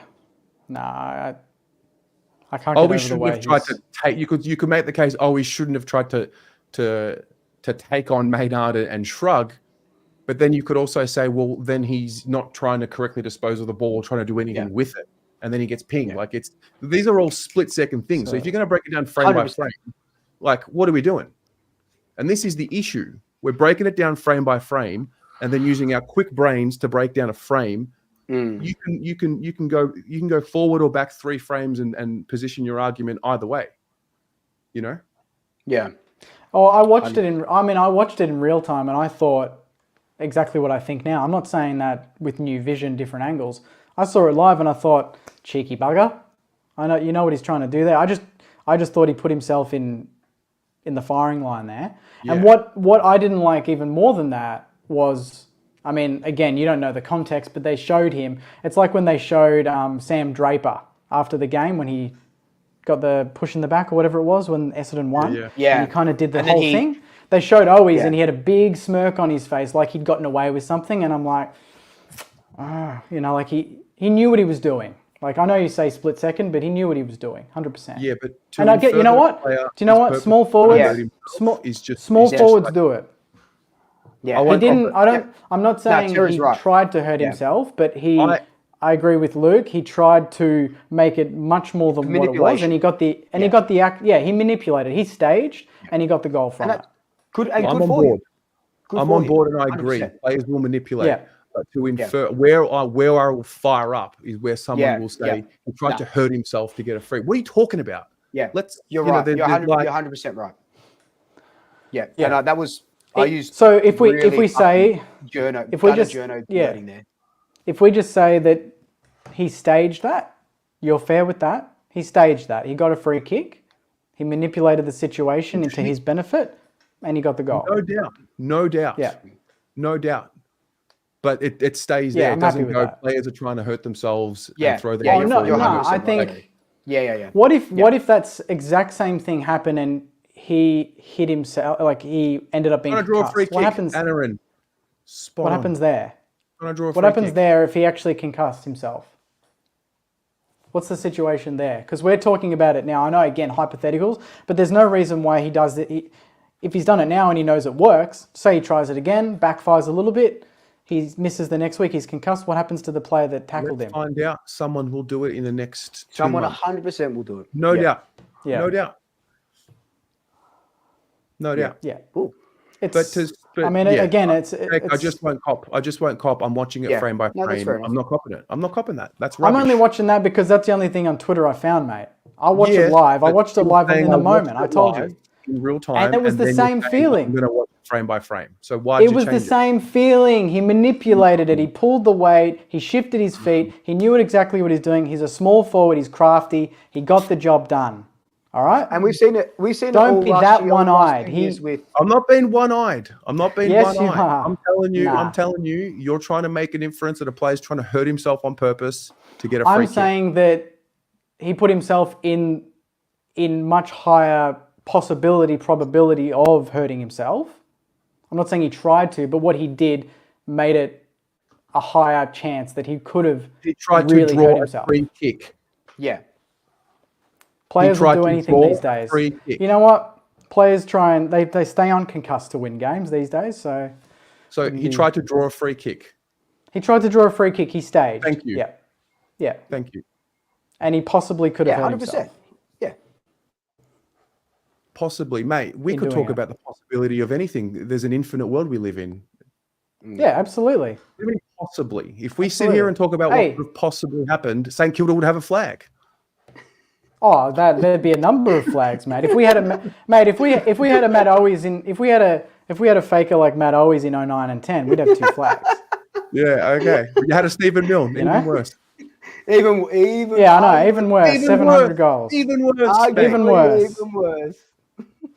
Owies would have And we the had- 2010 draw, instead of Milne standing still and the ball bouncing, Owies would have thrown himself at it and it would have somehow bounced in and we bloody win. Go Saints. Oh, mate. He would have done a somersault. He would have landed on his neck. He would have got a free kick. And He would have. And then after the game, Saints premiership player in neck brace, but he's got the medal around the neck brace, so it doesn't matter, right? Oh, far out. Oh, God. Sorry, guys. That was my bad. But that was That fun. was great. I think. I This is what think we there's do- no. This is what we do at Footy. This is what we do at Footy abroad. We are This is what we defending do. Braden Yeah. Maynard. I can't believe it. I can't believe it. I can't. I just can't believe it. It's not, but it doesn't. You got to talk of it like it's just 2 players doing that. Forget what their colours they're wearing Yeah. in this situation, because it's going to happen correct. every week. So we're talking about the idea of it. We're not attacking Matt Owies. We're not attacking Maynard. We're not condoning either situation. not attacking We're Matt. just We're definitely talking not. about in the state of the game. If this happens more and more and more, what do we do about it? How do we combat it? So fair argument there on both fronts, I think. Yeah. I mean, Andy, I am on crack a little bit, mate. But I mean, you got to be as a Saints fan. Yeah. And there's obviously going to be more Carlton supporters in the chat, so it's always fun seeing them fired up a little bit as well. No, I wouldn't say there's more Carlton supporters in the chat. I would say it's a I nice think balance. the chat's been pretty. The chat's been pretty. It's been fun fiery. today. It's been fiery. Yeah. Yeah. That's Well, been actually, about- that does lead me. We've finished that. 3 massive topics, by the way, so that was good. Are we going to open it up to fan cams now, Terry? Is that the special 4th topic, or if they want to share their own topic, come on and talk shit? I would We're gonna love. I open want the DMR. floodgates. I want Muhammad. I want DMR and Muhammad in particular to come on and tell me. Muhammad wanted me off for an Essendon supporter because he wants 3 winners, 3 big clubs on there. You need balance, mate. You need fire, and that's what I bring. So DMR, take it easy, this is Muhammad. it. DMR, it's time. All right. So Pies have first of all, come. I'm going to put the I'm link. going to just sit back now. I'm going to put the link for anyone that wants to come in and Oh, boy. ask a question, bring up a topic. that is on your mind around the league. And to answer your question, guys, it's unfortunate, but you're not all in the same chat. So if you're watching this from Blue Abroad channel, then you're seeing Blue Abroad chat. If you're watching it from Saints TV chat, same. And I don't think everyone sees everyone, which is such a shame. No, they don't. We get all the same chat. Yes. Yeah, we do. My mum was actually asking that the other day because we said something about someone in the chat, and then she's like, "I couldn't see it. What were you talking about?" So that's, I guess that's a bit of a shame. It's a but damn that's okay. shame. It is a damn shame. I thought everyone was just. Oh God. Okay. Oh, interesting. So we can see all right. everyone's messages in here. You just can't see the messages from the other channels. So anyway. Yeah. If anybody has a topic, please bring it. I want Muhammad to come here and tell me how the umpires would bias towards Carlton on Thursday. That's what I want. Yeah. Let's go. That's what I'm looking for. That's what I want. Anyone here want to bait Terry? Come on, let's go. It's gonna be good. Hey man, I'm all Terry. good. Torch Terry. That's the new segment I'm bringing to tonight's show. Let's go. Come and let's do it. All right, we got Ben. Hello, mate. Oh, That's just me. there we go. Hello guys, how you going? Got a bit tense before. I thought one of you was going to storm off. Never. The fixture came out today for round 16 and round 23, and there was no Thursday night game scheduled. I understand maybe not from like around 18 to 23, but like during the school holiday period, I reckon there should be some Thursday night games. Just what are your opinions on that? I haven't even looked at the fixture, to be honest. Yeah, I hadn't even thought about it. I love Thursday night games. They gave a reason why. I didn't see the reason why, but I saw that there was an article saying why they didn't have Thursday night games. But I froth it, man. It makes it feel like you said, Terry, you played on Thursday, makes it feel like a long weekend. It makes it feel so good. Like I'd have football on every day if you could, you know what I mean? Even if it's not your team playing, just on a Thursday. What else are you doing on a Thursday night?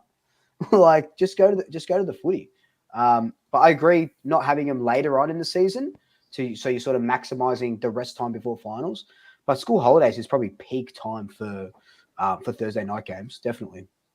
The only issue, I love Thursday footy. The only thing I wish we could remove is 5-day breaks. I think that's just brutal in this sport. I mean, we've just talked about rotations and all of that and the demands. We want 200 plus pressure rating every quarter. We want high scoring games. We want it back and forth, 6-6-6. 5-day breaks are wild for all of that. So, yeah. What do you think? Are you talking to me or? Yeah. I think I enjoy the Thursday night. It just makes it feel like the weekend starting early, and stuff. Just makes it a bit more enjoyable. Crowd numbers are usually pretty good, and I don't know what TV numbers I think are pretty good as well. So, just in that case, I enjoy it and stuff. Is it more enjoyable if you're a neutral fan? Like, do we like Thursday nights when our team's not playing because we just get to go home and it's nice? If your team's playing, you can't be stuffed sometimes. So there's two sort of arguments. If my team was playing on a Thursday night and then we lost, and then like I go to school like the next Friday, like probably a bad mood. So my team plays this Thursday night, so we'll see what happens there. Yeah, and I agree. Should be more Thursday. And people, like you said, people love it. People are going. And I think it's better if it's not your team. We played a couple of Thursday night games, but if it's not your team, you get to sit back, take out night, grab a pizza, have a cold one, and watch the footy. Like, you got work the next day, but it just makes work even better the next day. Mm-hmm. Yeah, if your team wins, better or worse, depending on your office. Better or worse, yeah. That's true. Ben, who do you support? Geelong. Geelong. What did you make of Geelong's 16 to 23 round? No, I think I liked it. Yeah, I saw that one Friday night game against Collingwood. No, I thought the rest of the fixture was fair. We don't have any Sunday games, which is good. Yep. Yeah. And yeah. Yeah. Luke, did you look at Collingwood's? Like, Yeah, we got generally with- couple of we got 3 Friday nights, couple of Saturday nights. Got a Sunday mixed in there. I think might be Hawthorn. I think it was good. Like we kind of knew who, not kind of, we definitely knew who we were playing, just about the times and the time slots. I actually haven't checked if we, what sort of breaks that we have in between games, but yeah, I liked it. Like, putting the big teams on the big prime time. Like we have Carlton on a Saturday night. We got Essendon, Geelong on Friday nights. Carlton have a really good time slot as well. Even Essendon now that they've come out of fucking nowhere and third on the ladder, they've got good time. They've got given good time slots. AFL's licking their lips all the way down to the bank at the moment. yeah, Yeah. true. We got They on haven't Saturday, given I round just checked. 24. Nah, they never do though. They never do. They No, I always don't do. release that till probably around 21 or something. Yeah. Like a few weeks. Yeah, depending on how it goes. That's why they did last year. They had Carlton GWS as like the last game of the season because they knew it impacted a lot of the ladder. Carlton was Collingwood that the year before. the Carlton Collingwood? Yeah, exactly. So, Yeah, exactly. and that was the right. last game as well, wasn't it? It was, so good. Yeah. Oh yeah, it was. It or was. might have been the last game or the second last game. Yeah. Yeah. They know Not- what they're not- fucking not for- doing, these bastards. Yeah, they are. I think we've just been rewarded with a lot of Sunday games. So, Perfect. I mean, we got our chances in good primetime slots. You don't take them. Of course, you don't deserve them again. So I don't think we Back have to the any graveyard. Friday nights. Just get the graveyard Breakfast. shifts when there where no one's no one's watching. Yeah. I know our Improve record, son. If you got us Sunday 4:40, anyone listening at home, you're in danger because that's where we come to play. Didn't it happen to Carlton last year? Where when they were going poorly, when they released the second half, they only had one Friday game, and most of the other games were on Saturdays. But that way, they started improving and stuff during the graveyard. And you had to play on a Sunday. Yeah. Yeah. Yeah. No, I like it. Ben, thanks for Really calling. Perfect, Just mate. another Thanks, quick thing. Yeah. Harry and Luke, do you often find yourselves at club trainings during the week? Yeah. I go on so I work a half day on Wednesday. So I'll go Whoop. to Jakey's gone. Jake's cracked the shits. Oh damn. He doesn't like those graveyard shifts. Yeah, so I work Even half Mill's day on calling, Wednesday. mate. So I'll go to Wednesday training if we have it on Wednesday. Record some footage, chat to the boys for a couple of hours, and then straight back to work. Yeah, I was just asking this because last week I was actually at the St Kilda Footy Club for a school excursion on last Thursday, and I did see Jake there, just watching the team train and stuff. So yeah. All right. You Jake come and, up and say Jake and g'day. the Saints are like this, mate. He was weren't you filming there today? Weren't you filming there today yeah. at training? Yeah. Yeah, you can't say nah.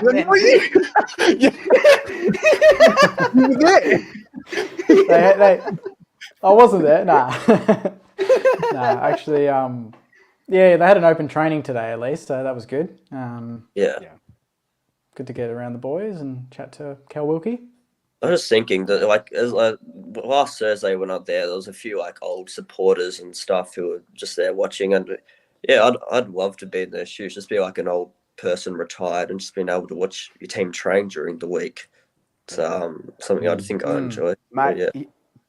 Enjoy your youth. You're still in school. Enjoy your youth. You don't want to be old just yet. Trust me, bro. Yeah.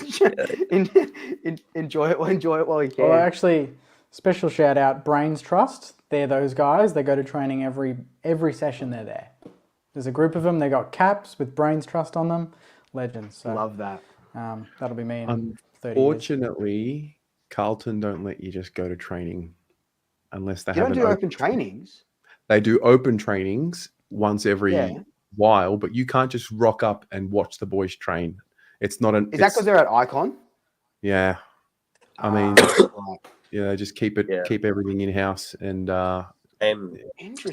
Same at Geelong, because they train in the stadium and stuff. You can't just go in Like I remember a few years Interesting. ago, they were training for 2019. They were training for a final series on a Saturday, and they play a bunch of like under 18s junior finals at GMHBA Stadium. The players are trained there on a Saturday morning, and they're like telling everyone, "All right, like you can't like you have to stay in the rooms. You can't even like look at the players and stuff.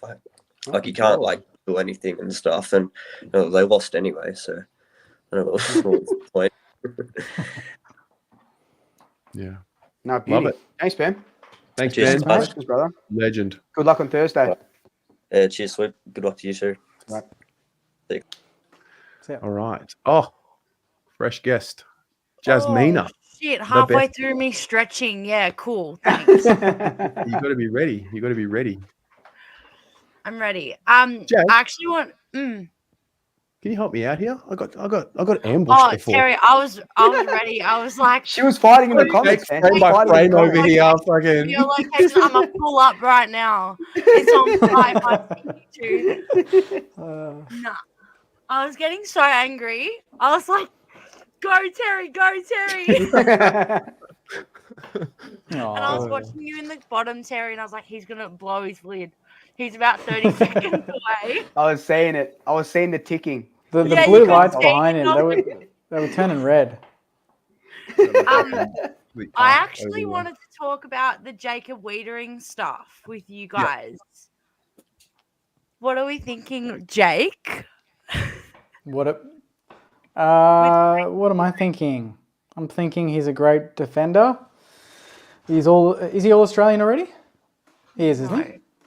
No. No, you think of Darcy I was Moore. going to say having Think of- two all think of Australian Darcy. fullbacks Oh, would be yeah, nice. okay, Swoop.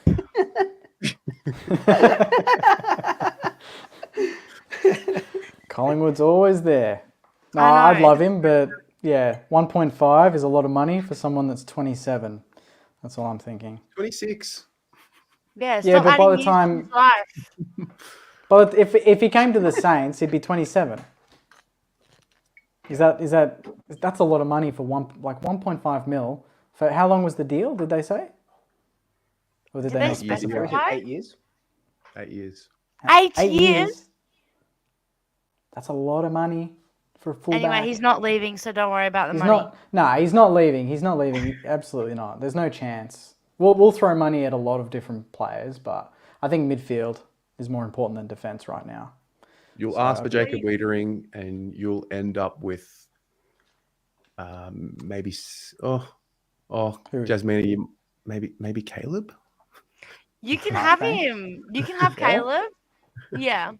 Nah, You I don't can want to be what you guys were. I don't want to be what you guys were to GWS, getting all the rejects. You are. and You all have that. Paddy I Dow and Liam Stocker. You've already got 2. Hey, Liam Stocker's a legend, and he's a great guy, and he's done well. Great But guy. he wasn't training today, so hopefully he's not injured or anything. No, he but- wasn't training, but he was on the besties today. He was Oh, he definitely was? there. Yeah. Yeah. Yeah, but no, he was there. I saw him, but he just wasn't training, so I'm hoping it's okay. Paddy Dow, he hasn't debuted yet, so I can't really. I was gonna give much of a say, isn't verdict he meant to be on in him. this week or something? They're saying. He's played for Sandy like the last 3 weeks, so he got like 19 on the weekend, kicked a goal. I don't know if that's enough, but our midfield's not the best going around, so put him in. Got to do something. Hopefully he debuts. Yeah, he's got to do something. He's got a bit of pace about him, kicking suspect as everyone says, but I think just something different. That's probably Okay. why they haven't brought him in, to be honest. He's getting Well, yeah, touches, but got to probably. use them.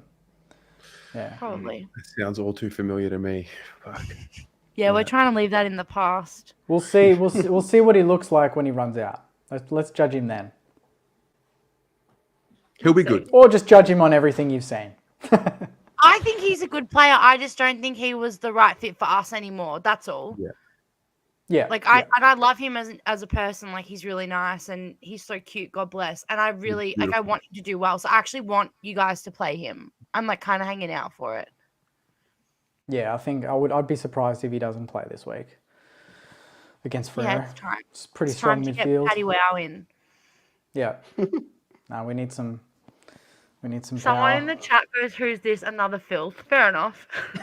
DMR. That's who Terry wants to talk. DMR loves Oh, get writing it. in the comments. Doesn't want to come DMR, on. get Doesn't in wanna here. show his- Why do you doesn't even wanna have show his a fight face, with huh? Terry face to face? Let's Yeah, talk we about love it. Jazz, Where is someone he? said Someone said they love your claws. Show us. Oh Oh, yeah. they're navy Yeah. Look blue. I good. got them They done look- today. Oh They wow. look sick. Yeah, They look because I'm sick. going down to going to Sydney for the baggers. So Ooh. I was Big one. like, Oh, is that gotta in? Oh, I didn't even realize that's in Sydney. Yeah, shit. yeah, it's Yeah. in Sydney and it's on Friday. Yeah. Oh, So- damn. Yeah, I leave Big on test. Thursday morning. And then 2 weeks after that, I go to Adelaide. Wow. Fun. Actually crazy. Jazz has an incredible interstate record. Incredible. Yeah.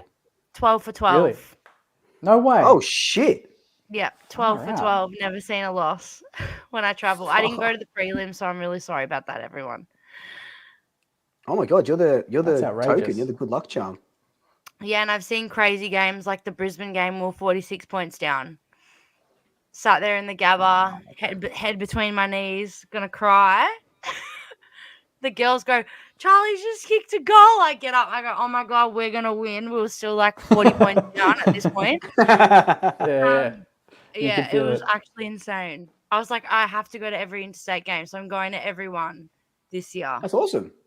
Yeah, that's I'm awesome. really sorry Yeah. if I cop a loss, guys. I'm trying, okay? It'll happen. won't It'll lose happen this one day. It's inevitable. Not this week. Not this way. Oh, we still got to do No? our tips, boys. Hey, Jake, I've got the best punishment if you don't win this week. The Oh, best. here we go. I know exactly what we're going to do. This is what we're going to do. Me? If Freo beats St Kilda, we are going to play the Milne bounce frame by frame. Frame by frame. And then dissect it to see And whether then he could have done dissect better. Frame by frame. And then and see how he Yeah. could have done better. That's what we'll do. it was too far away from him. Yes. Yeah, Simple as that. Simple as that. You know what would hurt me more? Oh, actually, I'm not even going to say because then you'll do it. That's not the most triggering thing. That's not the thing I can't watch. There's just something I want me to can't do it? watch. Oh, what is it? He's, Jake, he's you can Matty tell me. Scarlett Topo. I won't It's the tell them. Topo. You can tell me. it's the topo. Is it? It's the what? It's the topo.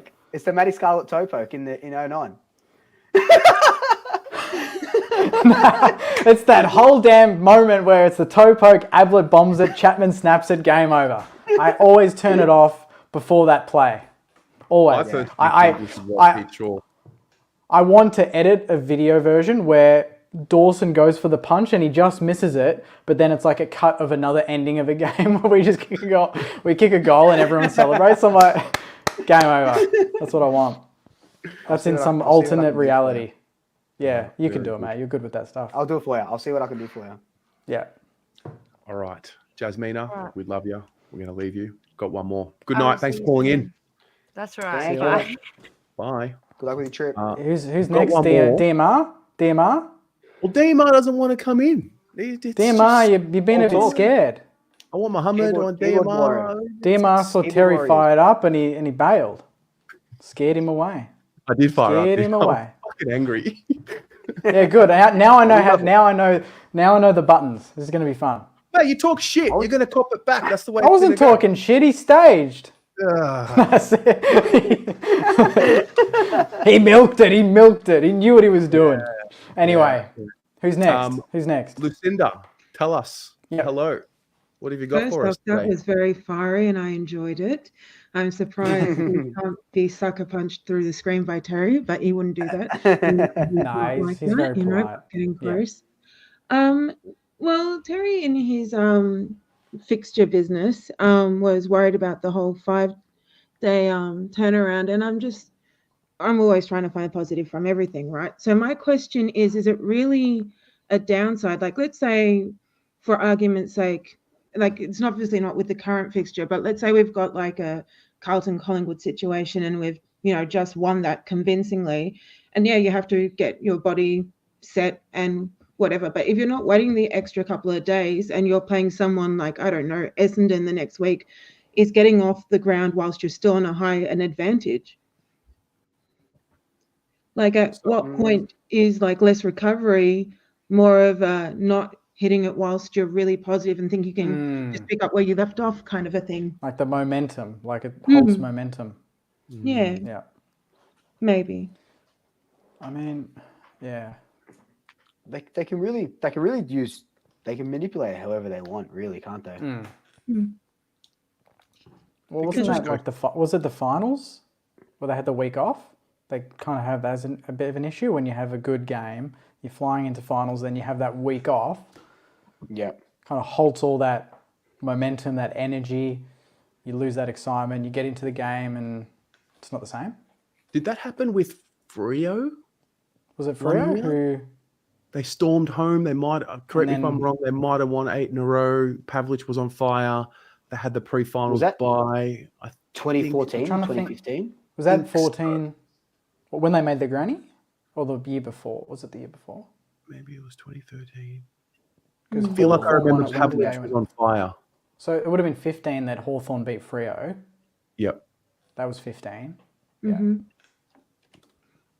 Yeah, because like bringing it to like season so far perspective, what I've analysed is teams that opening rounds is a classic example. You could kind of argue that maybe round one, like whenever there's been a bye, a team, whoever it is, has had a slow quarter, so the other one will get the jump on them, and then they might get a bit level halfway, and then there's upsets because you could argue that they're rusty from the bye. So I'm like, is finishing top four and having a week off really that covered it all as much of as an advantage? I mean, sure, you could argue that Carlton ran out of steam because it was week after week after week, but they'd obviously be more experienced from the final series, and any team finals is different than a standard week. But if you find like most buys so far anyway, I've found that the teams that get surprisingly slow starting, or they get pipped, is like after they've had a bye, they're just like not performing as expected, or it's actually been more of a disadvantage. So everyone's like, finished top four, week off, how wonderful. But I'm just thinking, could it actually backfire from constant activity? Yeah. Well, we've seen Geelong. Weren't they notorious for losing after a bye, like during the season? Yeah. But I think finals is a sort of different beast, and I guess because I experienced it last year with finishing top four, winning the first game, having the week off. It just helps with just the bodies. If anything, even if it halts your momentum, because finals is just all about pressure. You're rarely in the finals game by 30 plus points. You know what I mean? Yeah. And it's all about pressure. It's all about banging bodies into each other. That Melbourne game, there was 10 minutes or so in that last quarter when no one scored because we were just, smashing the ball, trying to stop them from scoring. Then you have that week off. You can recover. You can breathe. But then on the other hand, you get Carlton, who are just momentum. And for a team outside of the 8, I think obviously it helps because if you lose, you're out. But I think momentum helps a lot more. And when you're in the top 4, you got that week off pre-finals. You win the first week, then you got another week off. You're playing 2 games in 4 or 5 weeks of football. It's it is crazy. I think it's circumstantial. Like I know Carlton last year, the pre-finals bye was amazing for a lot of players. Walshy had done a hamstring. Chera had done a hamstring. Harry was coming back from a knee. The extra week absolutely helped him. Cripps had the broken ribs, but still had the, so I think it just depends. There will always be a team that's advantaged by it and disadvantaged. But more times than not, the top 4 teams have the advantage, right? More times than not. So with top 4, is top 4 not just avoiding getting elimination from the weeks off? It's sort of you can afford to lose because you've already got a insurance sort of situation where you can't get booted straight away. But you were just saying how you effectively get 2 weeks off, so to speak. Yeah. Is one of them the week before the grand final, or I'm getting that the wrong way around? So round 24 you play. Okay. Then you have a week off for finals. Then you have the first week of finals. Then if you win that, then you have another week off. Yeah. Okay. So you're playing. You skip the semi-final. Yeah, you skip the semi. And then but then the thing with that is again different beasts for different sort of teams. The momentum that Carlton got from their semi when everyone was resting into the from their first final into the semi. Propelled them into the prelim. Yeah. So it's just it's just whatever motivates your team. You know what I mean? Like, Hmm. but again, it's you can't really pick and That's choose. You want to finish circumstance. top 4. Like that's all you want to do. But I think this year we might see a team win it from outside the top 4 again.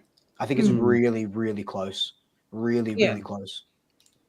Yeah, well, that's good. No, yeah, I think that's okay. Like personally, if we finish 5th again, yeah, there's the pressure of winning every week, but they might thrive off that. So might be the new brand that they're kind of doing, but it's still like the goal to get the 4 and have the, just in case.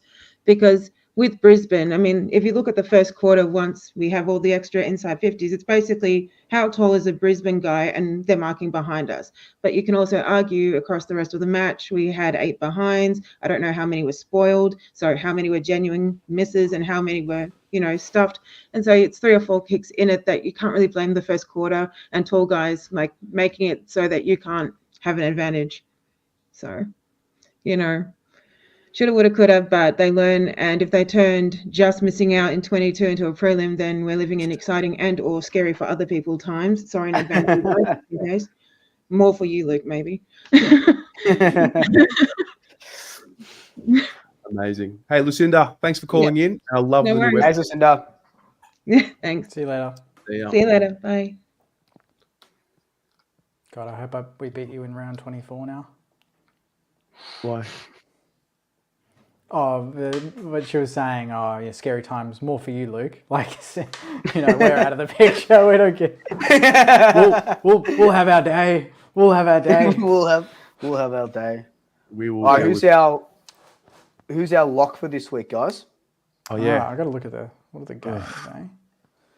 Locks. Is there such a thing in current football? Are we doing punishments again? Yeah. That was fun. I'll tell you what. Thursday night, Gold Coast against Geelong. TIO Stadium, is it? There's no way you're going the Suns. I'll tell you what, that would not surprise me. I'm not saying they're the lock, but it would not surprise me if they do something against the Cats on Thursday night. Cats don't have Hawkins and They Cameron don't have this week, Hawkins right? and Cameron. And the Suns finally, although it was against North, got their confidence back. Had a good big win. Ben King's on fire. No. It's just one of those I think games. the Suns stayed in Darwin as well from last week. Yeah, so they'll be suited to the conditions very well. That would not surprise me at all. All right. Maybe the early season form from Geelong is starting to peter a little bit because this would be 3 losses in a row, wouldn't it? If they lose, Yep. Yeah. Yep. After being 7-0. off the back of being 7-0. Wow. So that could be big. What else have we got? These You are know some what good wouldn't games. surprise me? What wouldn't surprise me is fucking, and this is going to sound crazy, it might be the gin and tonics I've been sipping on, North against the Bombers. I'm with you. Yeah? Well, that Marvel? game, I'm but with that you. game's like its own derby of sorts. Like they've got such Yeah. history. They always have bangers. Wasn't it last year Essendon won by a goal and North and them? They always kick. Both teams always kick pretty much over 100 points. Larky Yeah. always kicks 6. It was last year. It was like one of the games of the year. It's crazy. Yeah. So The yeah, only that's thing not I a bad know- call. Gotta knock them off. I don't think like you really want them to win, and then you watch them and you're like, God, they just don't have 4 quarters in them. Yeah, Like, that's the bless thing. them. they just can't. Are we too? Is that you, Luke, saying you're maybe too afraid or too reluctant to say Essendon maybe are better than what they are because of what they did? Yeah, if they were the old Essendon, they would have lost last week, and they didn't. They won. yeah, True. yeah. So how much? We've got to give them credit at some point. I don't know when. I don't know when I'm going to start. I don't even know how they're third, to be honest. Like, I don't know when I'm going to start giving the Bombers credit. You probably, how much? should, Because but their draw in the next 5 weeks is favourable, very favourable. course, They could yeah. be 10-3 or whatever their record could be in the next 4 or 5 weeks. It's going to be top 2 sort of level if they win the games they should, which is nuts. fucked. That's fucked. But if they lose this week, I wouldn't. Marvel Sunday 110. It's going to be an I'm interesting going to watch one. that. Giants. You know what? Fuck Giants, it. Dogs. I'm saying North. I'm saying North. That's my You're doing it. upset for the week. Yep. Upset You're for the going week. Go hard or go home. Hey, I said I was going to wear a Carlton jersey last week, so I'm going hard or going home. Oh, so you're gonna wait, wear Going home. are we So doing? you're going to wear a Carlton jersey if Oh you no, don't no, win? no. I was going to say, That just get one was- already. That was just last. That was just last. Yeah. Um, Okay. Can my tip think for the you're week punishing. and lock for the week be? And sorry, can my upset for the week and lock for the week be my own team? yeah. You think Yeah, I they'll guess beat so. Sydney? Yeah. Yeah, I guess you we'll could. beat. You could. Yeah, I you reckon could. we'll beat the Swans. We'll upset the Swans. Okay. Yeah. Yeah. Done. And Jake, who are you going with? I reckon is this upset of the week? Yeah. I'm gonna Upset back. or I'm lock. back in. I mean, what are the? I just got to check the odds for this game, whether it's actual upset. I mean, Suns are 210, Cats are 170, so it's still pretty tight. Technically upset. Oh, and there's no Jeremy Cameron, right? No, you know Yeah. what? I'm gonna go. And no Hawkins, right? No Cameron and no Hawkins. Yeah. Okay, I'm Oh, going I didn't know lock that. Suns. Lock. If there's ever a time to beat Geelong, surely for the Suns, it is now. All right. And they've never lost at that ground before, I believe. Wooden Spoon Data is coming in with the Suns stats have there. never lost at TIO. Never lost. before. I don't know Wow. how many games they've played there, but I reckon surely most people wouldn't be surprised if the Suns win. Surely. Like, it's not that outrageous with the injuries No, it's not that that they have. outrageous. No, But not it'd just be outrageous. interesting And the conditions to as see well. It's a Geelong lose. factor. Yeah, The it's way one that of those they're games. clean, the way that they were clean in the slippery, dewy, humid conditions. That's going to be a factor, surely. Yeah, and Geelong like to play that high possession, control the footy. They're not going to really be able to do that in those conditions, which might favour the Suns running and just ballistic sort of game plan. West Coast beat Melbourne, lock it in. Where's that Wow, game being there's a played? couple. There's a couple of you in here. That's 6:20 at Optus Stadium on Sunday. Oh, that's the Harley Reid Is moment. it a danger game? For Melbourne, yeah, after what they put up last week. West Coast Yeah, played in the second half. I guess the game was dead, but they played okay. Like kept us to 5 goals. 5 goals for the second half. that's not So bad. 3 goals Yeah. in the third and 2 goals in the fourth. I know, game was dead, blah blah blah. But their ground balls have been really, really, really good recently. Their contested ball, I'm pretty sure they get Waterman.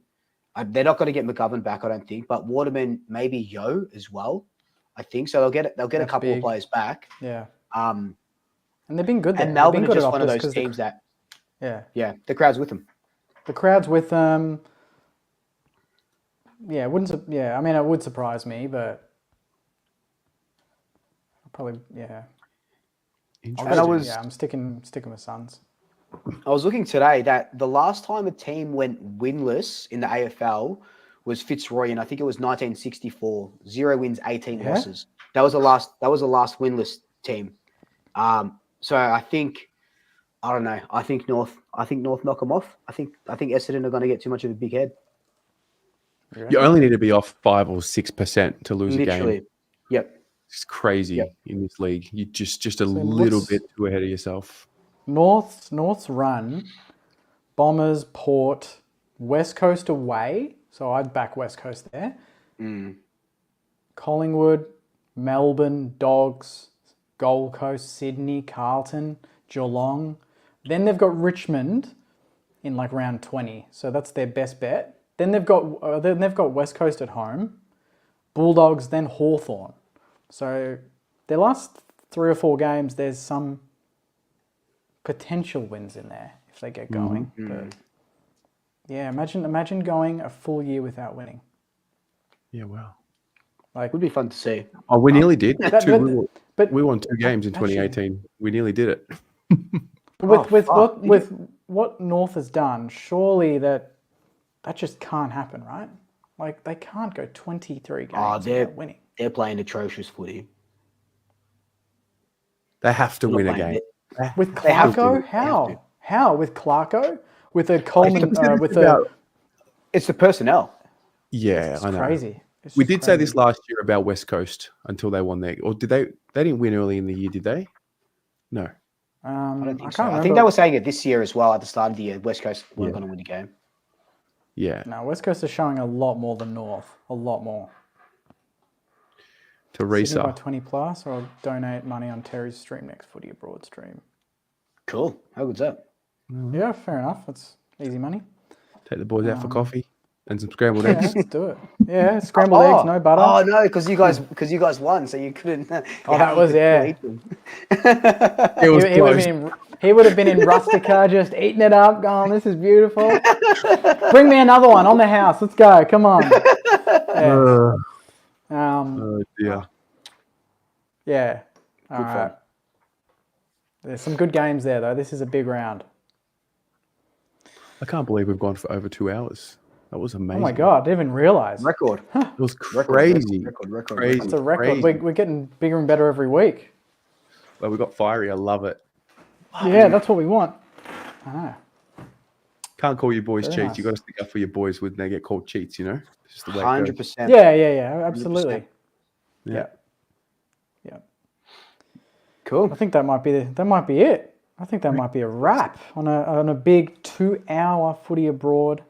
We covered some massive topics. There was some fire. There was some laughter. There was a monologue. There was everything, boys. And too a happy lot for of a comments.